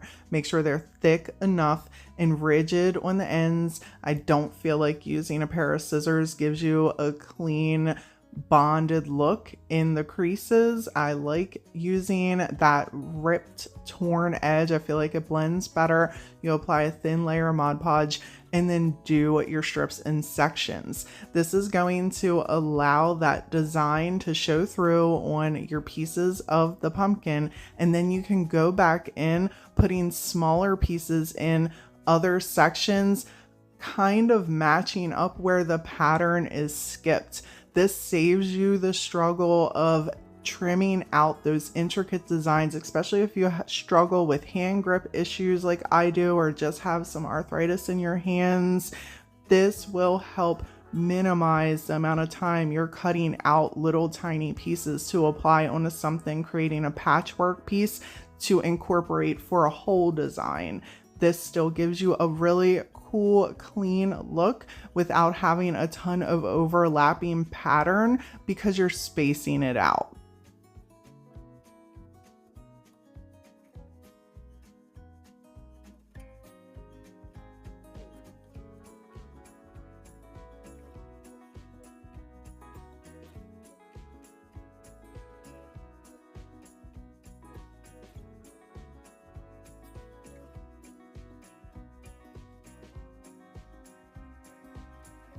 And yes, you can seal over this. I would recommend allowing it to dry 24 hours before you pop a layer of sealer over there. If you try and do it while it's wet, it's a good chance the napkin gets so moist you might notice some tearing. I'm taking some painter sticks I had in my stash. They're a little large, okay, I'll admit it. They were probably a little bit bigger than I was thinking they were originally for the stem. Create whatever stem you want, you know what I mean? Originally, I think I was going to do like some Reynolds wrap and then put some clay over it, get real crafty. And I'm like, I ain't got that time because we were already spending days doing this. So I'm like, we're just gonna take some twine, pop it around the paint stick. We're gonna grab some messy moss, add some accents in there. Oh, and here's the funny, I did not know that these suckers were hollow. When I was cutting this, I was like, oh, okay. So I had to stop for a minute and like hold the paint stick in where the twine was to make sure it glued on there so it didn't just fall on through the hole. And what's even funnier to me is as it's happening, I'm like, how many of these have I crafted over the years? And I'm just now figuring this out.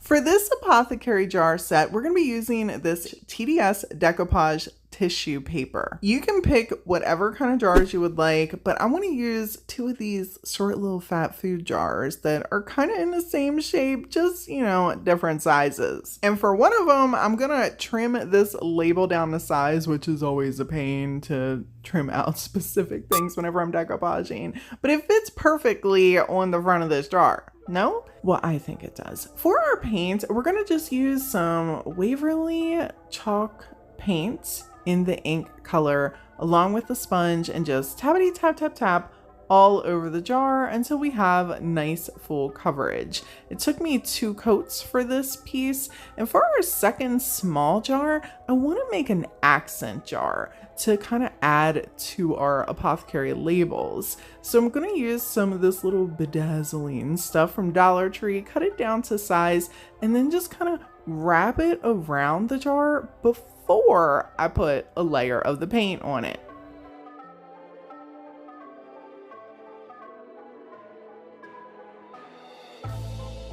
Truthfully, I think it looks beautiful just like this, but we're not going for glam, okay? We're going for slightly spooky with a little bit of bedazzling. So I'm taking some more of that chalk paint and tappity tap tap tapping the pouncer all over the jar until we have full coverage once again. And I did the same thing with the lids.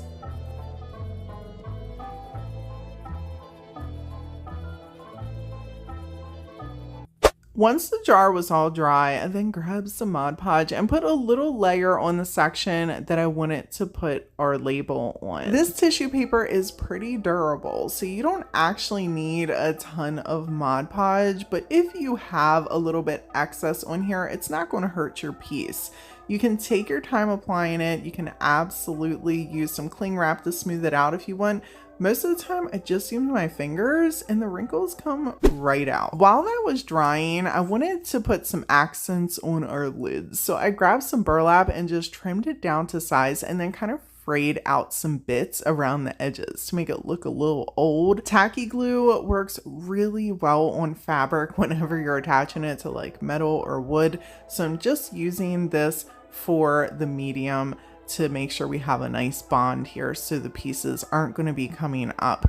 I did the same exact thing to the smaller lid, and then I like to call these scroll mats. It's actually like a fondant mat where you can just press on, you know what I mean, like fondant, but we're going to use it for some clay and just take a couple little pieces out and press it into different sections. It reminded me of snake scales, you know what I'm saying? And I just kind of wanted to put that on the top of the lid and just kind of give it a little bit of an accent like that. I don't normally recommend painting the clay while it's wet, but for this particular project, because I wanted to attach it onto the burlap and didn't want to get paint all over the burlap, I decided to paint this while it was not dry.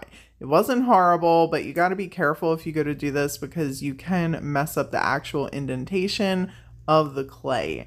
So once I had that painted well enough, I then used more of the tacky glue to get them attached onto these lids. While the tops were drying, I grabbed some little accents to add onto our snake skin jar. Before I proceeded, it took a minute to make sure the lids were screwed on and that our decoupage portion was dry. So this way I didn't mess anything up. This messy moss that I pick up from Dollar Tree is always fun to add to things, but it is a hot mess whenever I'm working with it.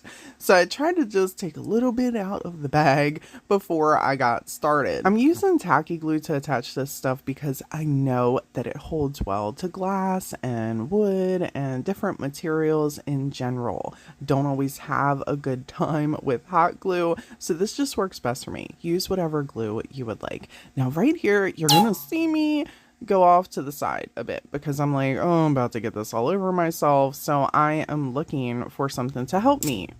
Really? Really? Really? Of course. And people, I was too proud to even get another little stick. I still used that little half broken stick to push the rest of the moss onto this jar. When I was all done with the messy moss, I grabbed some of this metallic folk art paint. Now I talk about this often because I use Dixie Belle's Gilding Wax, but you can grab this stuff from your local Walmart really inexpensively as a way to add some highlights onto, or I mean, you can absolutely paint with it, but you only need a little bit on your finger and you can just kind of dust it onto things to add some highlights and get that pop going on your projects.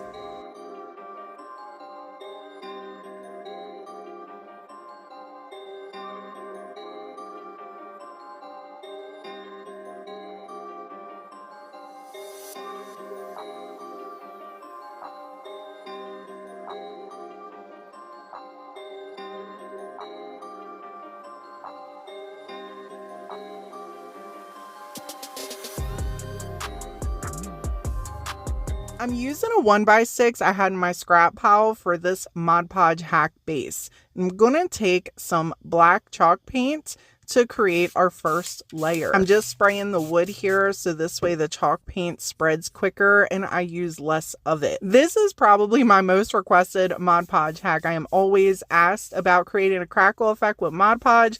I don't do it often and mostly because it's not my favorite way. But creating a crackle effect with Mod Podge is a different way that you can use it. So I wanted to go over this hack and share it with you. And I figure if we're going to do it, let's get artsy fartsy with it. I'm taking a little section from my TDS Decoupage paper called Spring and Easter Blessings. This is such a beautiful piece. If you're interested, you can find my decoupage paper line at thediystruggle.com. I want to match this teal color with the majority of the project. However, I want the design to really pop, so I'm taking some white paint and putting in the backgrounds. And I'm using DIY's paint for this. You can use whatever white paint you want. I get this from Sammy over at Unicorn Dust Designs, and I keep her link down in the description in case you're interested.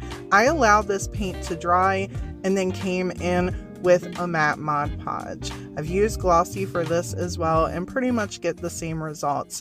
You're going to want to have a pretty healthy layer, and it doesn't really matter how you apply. As you can see here, I'm kind of going different ways, and I'm going around the sections of the wood that I want this to be on, which is just going to be at the top and the bottom. But first we're doing the top section, and I'm doing this section really heavy. I did not have an exact match to the napkin that had the teal on it. So I'm mixing some different colors until I get a color that I'm happy with. You don't want to let the Mod Podge dry completely, okay? Let it dry mostly and then bring in your paints. I do not drag my paintbrush down this because I don't want to move the Mod Podge. So as you see, I'm tapping all along it and just going straight down the Mod Podge. And I want to tell you here that there are a bunch of ways I'm sure that people do this differently. If you have information, please put it down in the comments. Put positive feedback Everyone is here to learn. No one has to be mean in the comments when you are offering help or insight to educate others and help them along their DIY journey. Thank you. I grabbed my heat gun, did not let this completely dry, and just started going over it. The top section, I had a healthy thick layer of paint and a healthy thick layer of the Mod Podge, and you will notice almost immediately we have some separation and some crackling. And I know you're probably thinking, Brady, you said but this wasn't your favorite way. It's just not. I like using my mediums. I don't mind the Mod Podge itself, but it just doesn't give me the overall effect that I like. You use whatever works best for you. I like to give people options. It doesn't have to be the exact thing that I love. Do whatever works for you. It's your art, it's your crafting, it's your projects. On the bottom here, I use a thin layer of Mod Podge and a thin layer of paint to show you that it also gives a different effect. If you use a lighter layer of paint, you will get the even deeper effect of that separation. I let that completely dry before carrying on with finishing the entire rest of the project. If you want more information on decoupage, I have a playlist linked down in the description box below and tons of tips and tricks to help you with all of those things. I think this piece turned out absolutely beautiful. Let me know in the comments below if you have used this hack with Mod Podge to create a crackle effect.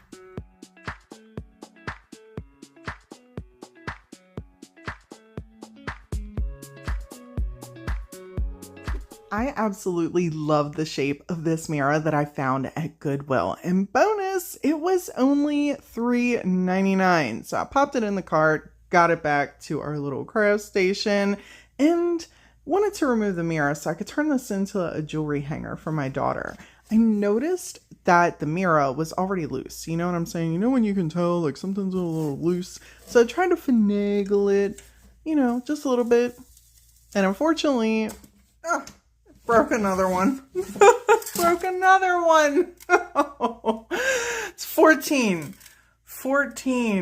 years. It's the second mirror I broke in like the last couple months. It's okay. I didn't want that stupid mirror anyway. I mean, I kind of did. I wanted to put it in my stash, but I mean, my craft stash is bad enough anyhow. I removed the rest of the mirror. I used a heat gun. I shimmied a little Cricut tool up in there and it popped right on out. I want to decoupage the front of this frame and we're going to need to create a base color. If you have white paint that is like a chalk paint, it's a good coverage, just use that. I didn't have that, so I mixed these two colors to do one nice base coat, and then I went entirely over it with the multi-surface. I didn't use the multi-surface on its own because just using that, while it's an amazing paint, to get it to cover up something, it usually takes me like 3 or 4 coats, depending on how bright that paint is I'm trying to cover up. I'm gonna blend these two colors together to get me a nice little pink and use that to go around the edges to cover up that gold.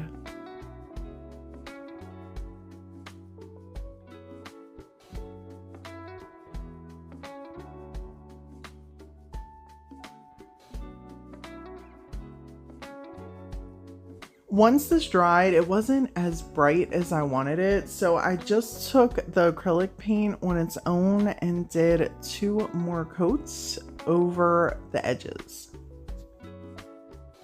I'm gonna use some good old Mod Podge to pour all over the section of this frame that I painted white. I'm doing that because I'm gonna end up using the iron-on method to apply our decoupage, and this gives a really nice hold, but it takes a couple hours to dry. For the decoupage portion, I'm going to be using some TDS Decoupage tissue paper. Now, I made sure to cut this down to size so it just fit over the section that we needed it to. And then it was time to bring on in the iron. Make sure your Mod Podge is completely dry before carrying through with this project.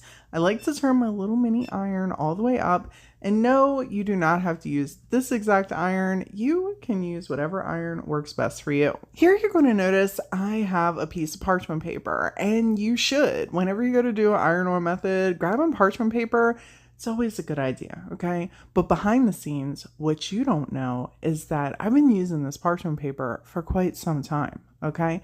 And recently I used it to melt a napkin onto a candle. And what do you think happened? That wax was getting all over this piece of parchment paper, okay?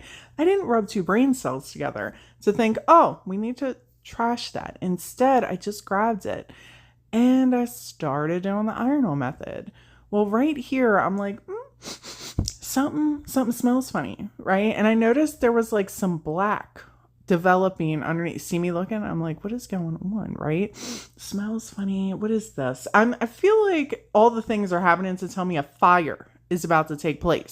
Oh, but I carried on because I've done this like 100 times and it's not normal that tissue paper bleeds. I'm like, this doesn't make any sense. This doesn't happen like this. What is going on? And then I see that the wax is burning. I look at the bottom. It's all black. It's all burning. And guess what? The iron is starting to burn and catch fire. What is going on? What is that? It's on fire. Fire. Let me turn this camera off. So apparently, I don't know, there's definitely, I know, the candle, the wax, I'm burning. Oh my gosh, this has to be what's on the bottom of this. It's like crusty bits or something. Oh my gosh. Let me clean this off.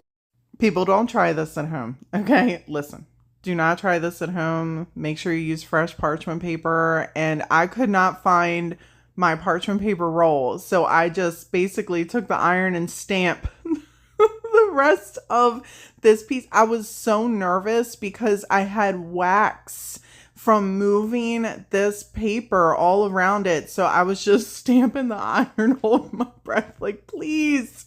I got it on the piece, okay? And then when I was done, I took my sandpaper and I trimmed it all off. Now that crafting trauma is over, we're going to need something to create that, you know, hanger aspect of our earring jewelry holder. I'm using one of these Dollar Tree wire baskets. It's perfect for this piece, and I just trimmed this down to size. Then I brought on in the stapler to attach this onto the back. For all the struggle, this piece was absolutely worth it. My daughter is going to love it.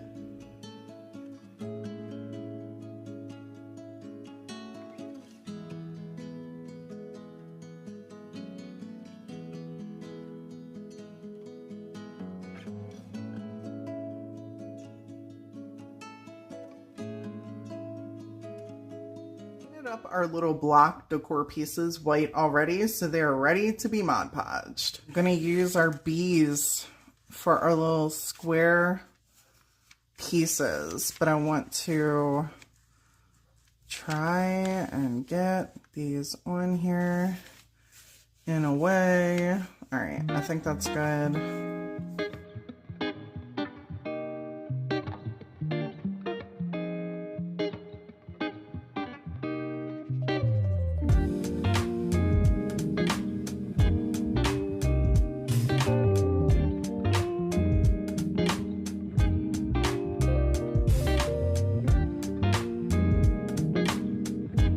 Not like the white popping through here. We will fix that in a little bit. So in the event that you're like, Brandy, that doesn't match, we're gonna fix it.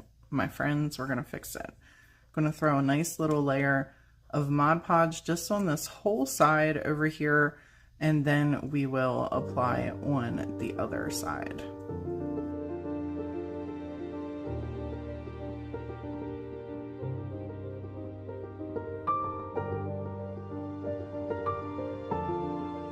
That was super easy. And another thing I love about this paper is you actually don't have to use tools. You can just glide your finger right on over this sucker and it just presses down with really minimal wrinkles. As you can see here, like, it's like nothing.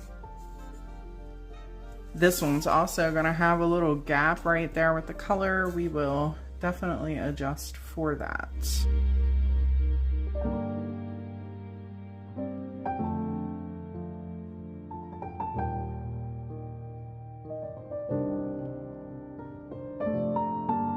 These are all dry, and it's a good idea to make sure that you allow these to dry before you go sanding or using your burn method, whatever you decide to use to get your extra bits off around the corners. And feel free, like if you got a sharp edge right there, you want it to blend in more, just take your sandpaper right on over the paper. It's just going to give it more of a natural worn look, and it will blend in even better. We're going to create another raised stencil, and I'm just going to use the same texture paste, and we're only going to put this in the little tiny spots that we see here that are missing. I'm going to use some, what color should we use? Maybe some purple, since we got some pops of purple. The purple added just the perfect touch for these little pieces, and people, feel free to remix these ideas, finish them up however you want, add your waxes, add your sealers. Wanted to keep these nice and basic just to give you an original starting point idea. I love me some cutting board decor, and it being fall themed here doesn't scare me in the least, because I had these beautiful gems I picked up from Dollar Tree in their plus section a while back, and if you can believe it, they were only $3 each, so I made sure to grab a couple so I had for all the DIYs I plan on making when I think of them. For the decoupage part, we're going to use this paper that I grabbed from Hobby Lobby. If you are not familiar with Hobby Lobby, they have a ton of decorative paper you can get really inexpensively, and I just love this sheet. For our attachment, we're going to use the iron-on method with the Deco Art decoupage in the mat. And since we're using paper and a piece of MDF, I want to come in heavy with our medium. If you've never done the iron-on method before, or you're not familiar with decoupage, the iron-on method is one of the most flawless ways for you to get no wrinkles. It does take a little bit of time and patience, and you want to make sure you put on a healthy, thick layer, especially around the edges. If you're using thicker paper, I like to make sure that it's even more. It took 2 hours for this to dry. Check out how cool this is. Now that it's all dried up, you can actually see the line. It's so thick. I'm just using a Cricut iron to apply this to here. Make sure that you have your paper in the exact spot that you want it to go. You're not going to get a second shot at this. If you're new to decoupage, or you're always wondering how to keep wrinkles at bay with whatever you're applying paper, napkins, or tissue paper to, iron-on method is absolutely the best way to get a flawless look. This is basically going to melt your paper to the project.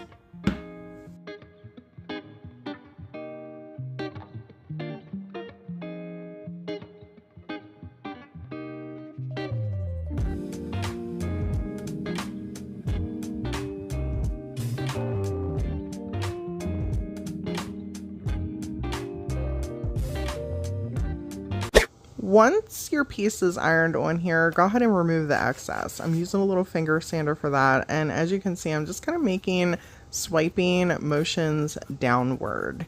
It's a good idea when you do projects like this, just in case it's not completely dry, not to go side to side when you're using sandpaper. If you do go side to side, especially with a harsh sandpaper and it's not dry, you can pull the paper from one side to the next. This kind of ensures that even if you're rushing it a little bit and not waiting for it to dry, the paper isn't going to be torn side to side. It's just going to come straight off. But as you can see, I waited for it to be completely dry and made sure that I sanded properly, and it's absolutely gorgeous. For the little top part, I just decided to cut down some burlap. If I had the ribbon, I would have just used that as well in the burlap, but I didn't. I had this big section of fabric, so I cut it to size, making sure there was enough overhang to wrap around the back, and then cut another section so we had a little stripe at the top. I did take my Cricut iron to this to flatten it out so it was nice and neat looking, because it looked a little jacked right there. And when I was happy with that, it was time to bring in the stapler. I want to make sure that this fabric is going to stay on here once I apply it, and stapling around the back is going to help ensure that that takes place. I also grabbed the tacky glue and smooshed a little line on here before I wrap the piece around. I've had really good results using tacky glue with fabric whenever I am applying it to anything, and I mean glass, ceramic, wood, MDF. Results just happen to be consistent across the board. The piece will stay in place. Obviously, you have to put enough on there that it will matter. You can't just use a little smooshing dot. You have to use a healthy amount, and it dries clear, so you never really know it's there anyway. Once I had the burlap safely secured around the edges and our tacky glue in place, I felt like it needed a little bit of something extra and grabbed this metal lace from Dollar Tree. It's a little wonky messing with it, but if you take a second and just kind of straighten it out, you can also use tacky glue on this, and it sticks really well also. I put a nice healthy thick layer and then wrapped it around the sides and stapled that down as well. Every now and then when I'm stapling something in, the staple doesn't go in all the way, so I like to grab my hammer and do a little tappity tap tap tap on that sucker to get it back in place. And then sometimes it doesn't go as planned. Ow! Ow! Ow! Mother... I did decide to add some florals and skip putting the little clothespin in the center. I love it just like it is. Dollar Tree sells these beautiful signs. They are extremely high-end looking on their own, if you ask me. I've done different crafts with these before, but today we're not going to use this side at all. We're going to use the back, and I've already painted it white. I'm trimming down this beautiful springtime clock, and as much of around it as I can. The design's intact, and just move on with using this design.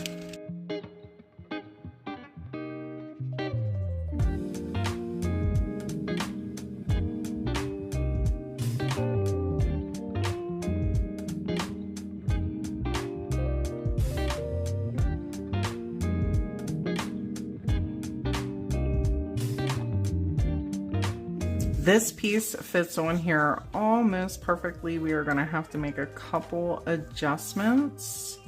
Just this way, it all looks fairly similar. I'm going to start from the top and then just work my way down little by little.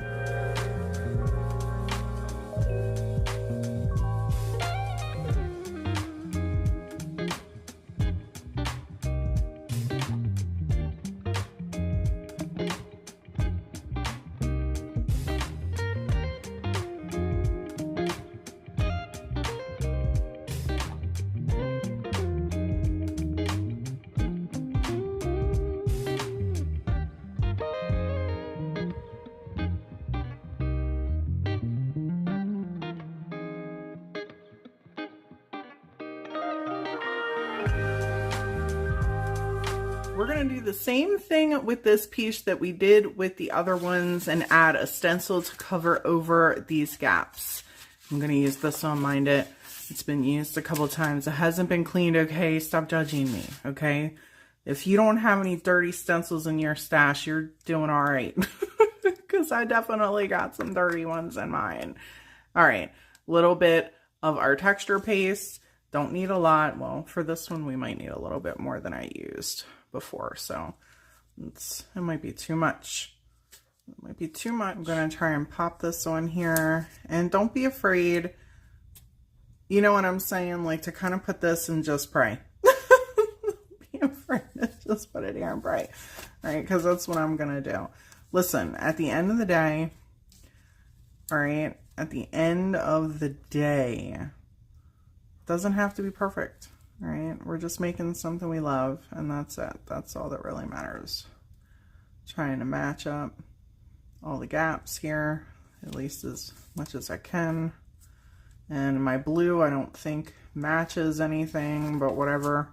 We're here now. I'm not wasting my texture paste. That's all I got. And for covering up these spots, I really wanted to share with you all that you could just leave all the spots you want and then just texture right over it, giving your decoupage art a whole new level of pretty. All right, let's see what has happened. Let's see what's transpired under here. Oh, it's pretty. It turned out really good. Okay, we're gonna have to fill that gap over there, but for right this minute, super happy with that. All right, we're gonna do the same thing over here.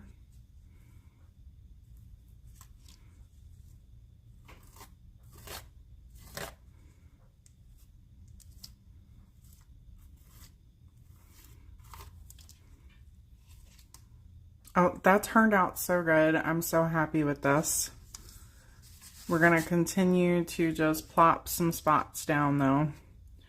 A couple of spots here.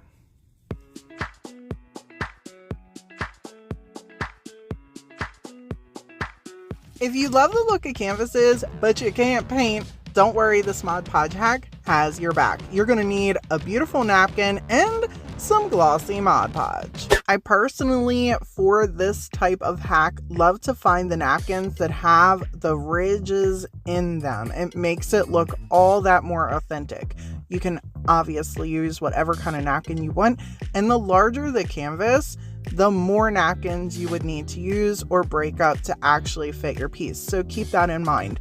This is a large canvas from Dollar Tree, and we're going to just use some matte Mod Podge to actually iron it on. I don't want to waste any of my glossy that we need because I'm actually down to the last little bit, not for any special reason. If I had more, I would have just used glossy, but let's be real here. I'm cheap and I had extra in the matte, so that's what I'm going to use for the iron on. Put a nice healthy amount on here and let that sucker dry. It's time to bring in the iron and the parchment paper, people, and the parchment paper, okay? You're going to see me wing this sucker and not use the parchment paper on this, but I recommend using it if, you know, you've never ironed on or decoupage before. Don't start me leading you down the road to winging things. If you've never ironed on a canvas, keep in mind there's no bracing in the center, so you're going to want to make sure that you're being very ginger going over it, and once you have the ends all ironed on, flip that sucker over and then iron the center upside down. It's just going to give you a really flawless connection. Use whatever technique you want to get your extra napkin off around your canvas. I'm just taking a finger sander here and going around and getting mine off. Then you're going to bring in your glossy Mod Podge. And yes, it has to be glossy. All you glossy haters just make me want to flick you in your face. I'm just kidding. I don't promote violence here. I love everyone. Now you're going to take a nice thick layer of that glossy Mod Podge, put it over your canvas, let it dry, and how stunning this faux painted canvas looks. I love it.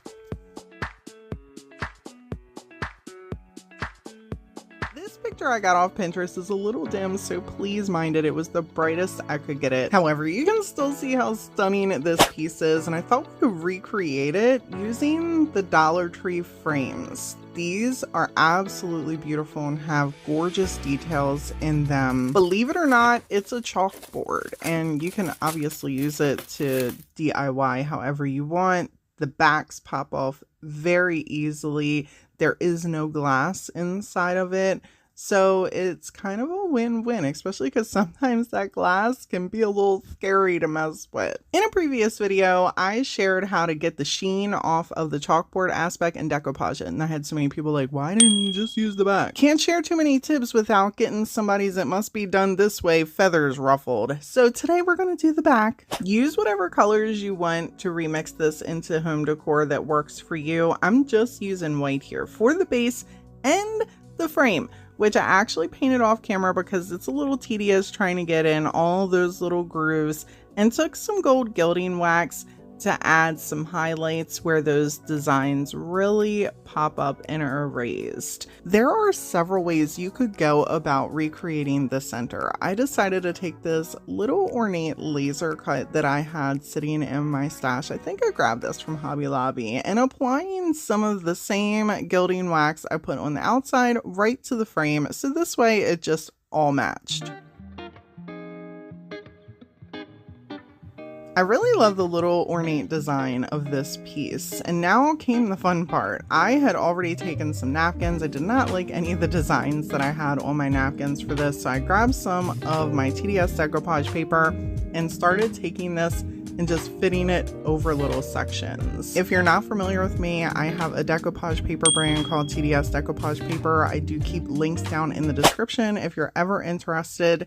I did decide to go with a design that is on this particular paper. This one is called Les Oilettes. It's French, which just means carnations. We're going to take some Mod Podge as our medium and attach this tiny little section that I cut out of this paper. And yes, I know it is a tiny piece. Brandy, why didn't you just slap some Mod Podge on the whole thing and slap the paper down?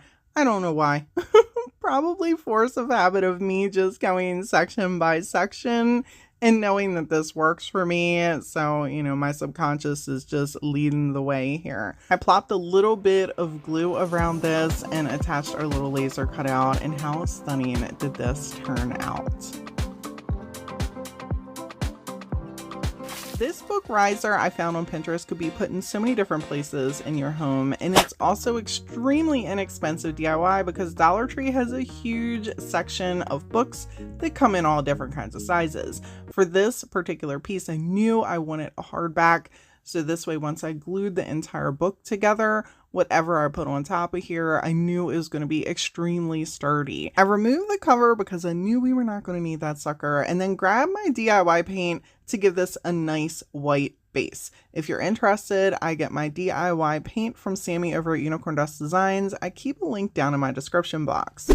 For the decoupage portion, I busted out my Les Oilettes design from my TDS Decoupage paper and went with this piece, or this little section right here. I grabbed a little paintbrush and put some water on it, so this way I could get a very exact detailed trim around the paper without destroying any of the other designs. And people, this goes without saying, I always want you to know that you can use whatever paper you want. Don't feel like you have to use the TDS Decoupage paper or the same exact napkins that I'm using. Take the ideas, get the inspiration, and remix them into whatever works for your home and your decor. For our medium, I'm just busting out the Mod Podge. I'm keeping it really simple here, and I'm placing the paper in the center. You will notice that I trimmed enough of the paper out to leave a little bit of a white edge, and that was planned because I want the design to go directly in the center of our book so it looks like a book for real. And I'm going to show you how to blend the edges in just a second. For this piece, I decided to just go little by little with the book. I wanted to ensure that the design was on here really well, and I didn't have a whole lot of wrinkles. Obviously, use whatever method works best for you. If you want to do the iron one, you go right ahead. I did not have a lot of time to sit and wait for this to dry, so I went section by section, which is one of my favorite ways. It also ensures minimal wrinkles, and I just use my thumb to smooth it out and my fingers, which is also another great reason to work with these papers, is it allows you to just apply some pressure to your fingertips and things turn out really smooth. For the crease part, I just took my time, pushed my thumb in there, and went all the way across the book. Once I ensured that that paper was completely in that crease, I took more Mod Podge and went around the spine of the book and wrapped our design around the sides, which is why I actually wanted to use this design, because it was large enough that it wrapped around the spine and it didn't leave it empty, so I had to create another look or another design on the spine itself. There's nothing wrong with that, it's just the way that I wanted to do the book. If you want to have an extremely seamless look between whatever you're decoupaging and your paints, you need to make sure the ends of that decoupage paper are flawless and extremely flat to whatever your surface is. I like to use a fan brush for this. I'm currently out of them, so I'm just using this little brush and butting it up all around the edges with our medium, and then taking my finger and really pressing everything down. Make sure you let this step completely dry. If you want to attach your book pages, using Mod Podge over them once you've put some hot glue and tacky glue inside the book is a great way to ensure that the pages don't start coming apart. You will need to do this step a few times. As you can see here, now that this is dry, there's a definite division between the paint and the paper. I do not like that. I like to come in with either a chalk paint or the DIY clay-based paint that I'm using right here. I put a little bit in a spot and then pull it off with my finger. You might be asking to yourself, Brandy, why are we doing that? Because if I just do it like this and go over the edge, you can see that there is a line of paint. There's still disconnect. Taking your finger and swiping it actually pulls the paint and it blends in your piece. It's just a little trick that I learned, and I like to share this with people. It just helps that decoupage art really blend into whatever the surface is. You can take some of the paint like I am here and just tappity tap tap tap and smoosh smoosh smoosh a little around on the decoupage paper. This just really helps everything blend together so you can't tell where one ends, the other one starts, and that's why also picking the background paint helps. If you make sure it matches your paper, you won't be able to tell where one begins and one ends. For some legs, we're going to just use these wood snowmen from Dollar Tree, tacky glue and some hot glue, and pop right on the corners. Feel free to seal over your book in about 24 hours after you've created it, allowing things to dry, and your riser is all set.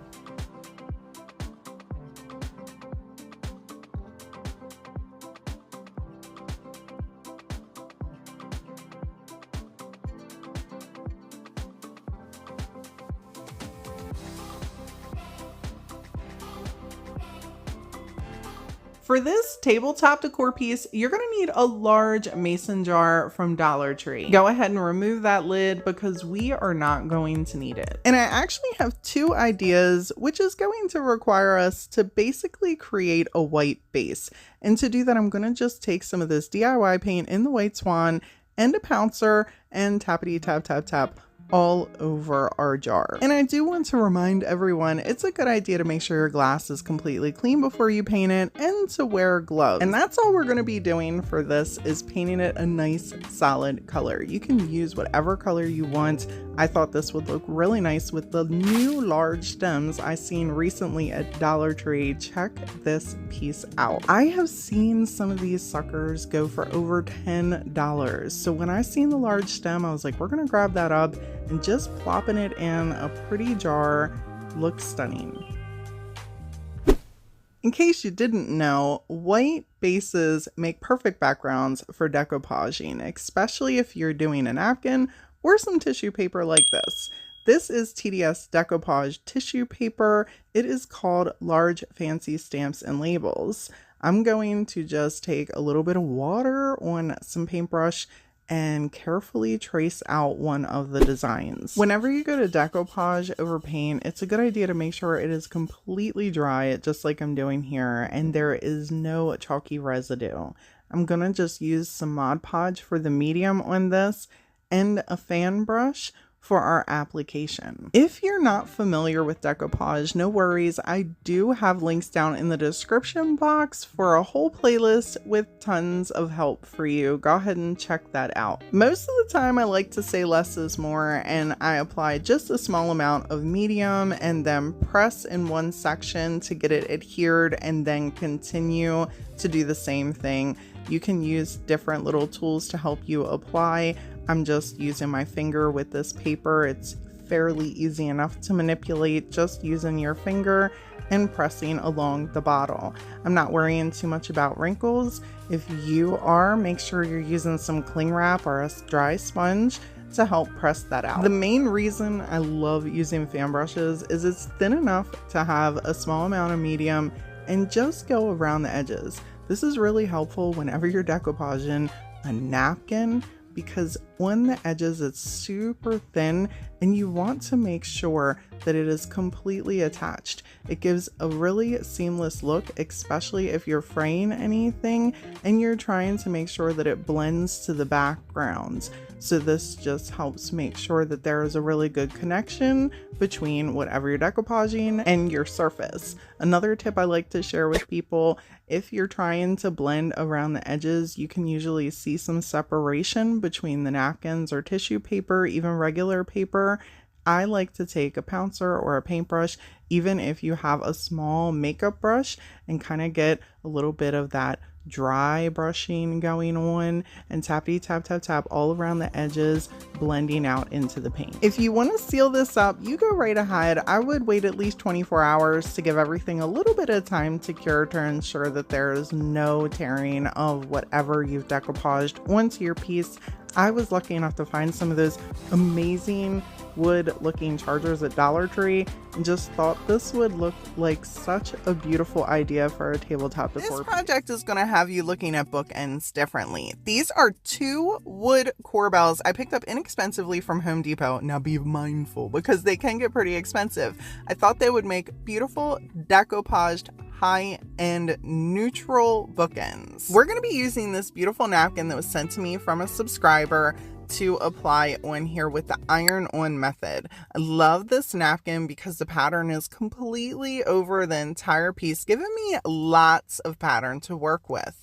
We're going to need just the top layer. So we have to remove the sneaky layers, and there's several ways that you can do this. One of the easiest I find is just to tear a corner. It reveals the sneaky layers, and then I just pull them apart.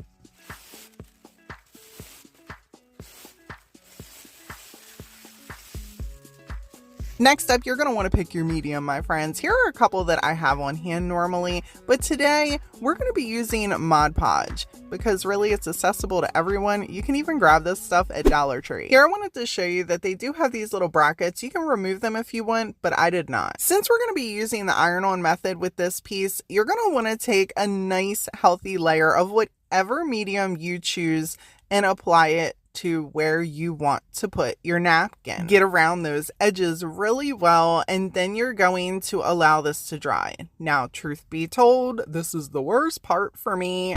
I hate waiting for things to dry, and sometimes this can take 2 to 3 hours to completely dry because I put so much Mod Podge on the top of anything I'm ironing on. When that dry time is up, it's time to bring in the iron. Now I use this little joint because it usually sits right next to me where I craft and DIY at.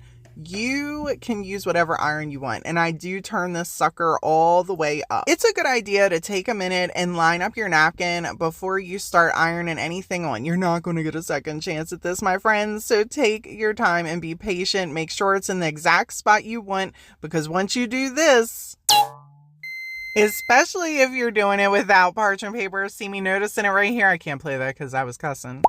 You're not going to get a second chance. So make sure you bring in the parchment paper before you do any iron-on method. This is going to stop your iron from burning your napkin, along with Mod Podge sticking to your iron, making it difficult for you to do the iron-on method, as well as tearing up your napkin if it starts to melt into the Mod Podge, and just ruining everything you're trying to accomplish. A good rule of thumb whenever you're doing this is to work from one side to the next and always go over the edges, making sure that they're completely sealed.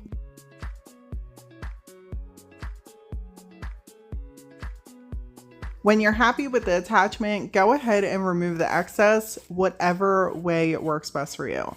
I like to grab my little finger sander and go straight down, not side to side. In the event that there is a section that isn't completely sealed around the edges, going straight down is going to give me a nice clean detachment of the napkin from whatever it is applied onto. If you go side to side and it's not completely attached, it is possible that it could shred that napkin making it look tattered on the edges. And if you're not going for that look, it doesn't look so great. I applied the same technique to each side of these little wood pieces. Now keep in mind, you're welcome to paint these white. Giving your items a white background will definitely make your napkins pop, but I wanted to keep these neutral. So this way it looked like the napkin was meant to be a part of the wood, as you can see the wood grain showing through in these little details. Absolutely beautiful.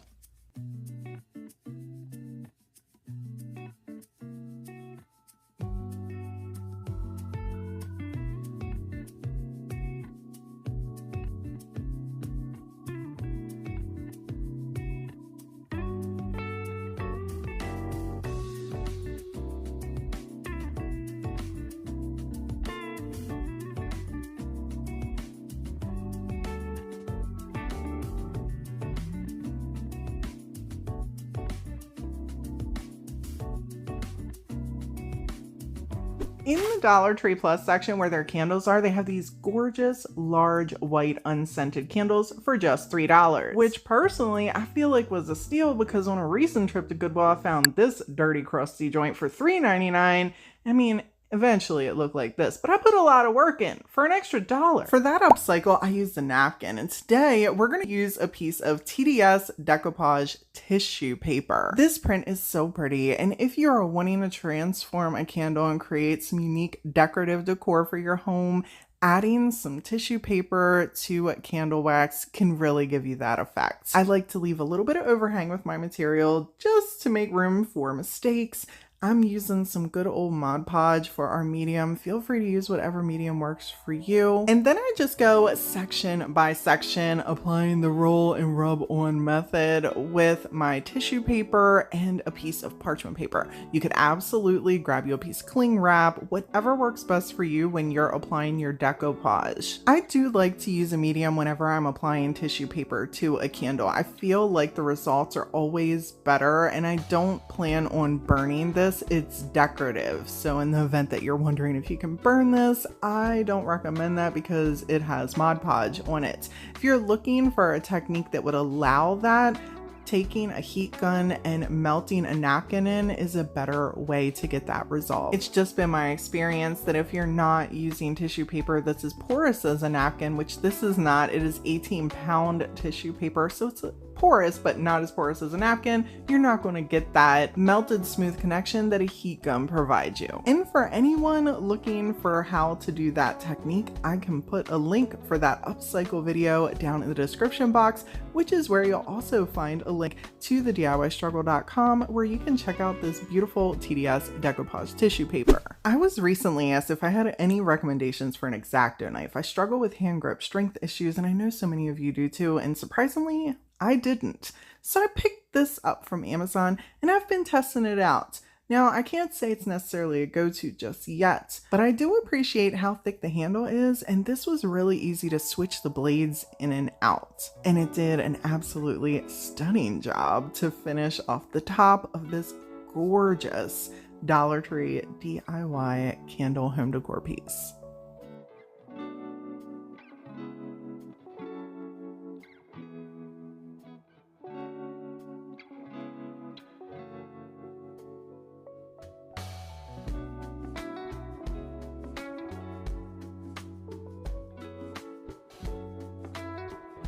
Whenever you're making candle decor, it's always a good idea to bust out the napkin stash and go through all your little gems and find some perfect pieces. I definitely was feeling just a little bit Christmassy for this project and grabbed one of Dollar Tree's white, unscented, small pillar candles. I personally feel like these are absolutely perfect if you are new to decoupage and you want to try and decoupage a napkin onto a candle. And if you've never done this before, I'm going to show you one of the easiest ways to try this at home, what I like to call patchwork. This can be tedious if you're doing a large amount of them, but we're just going to do one. We're not trying to rush all in here. We're going to need just the top decorative layer of the napkin, so remove all them sneaky layers and then trim down whatever section you would like from your napkin.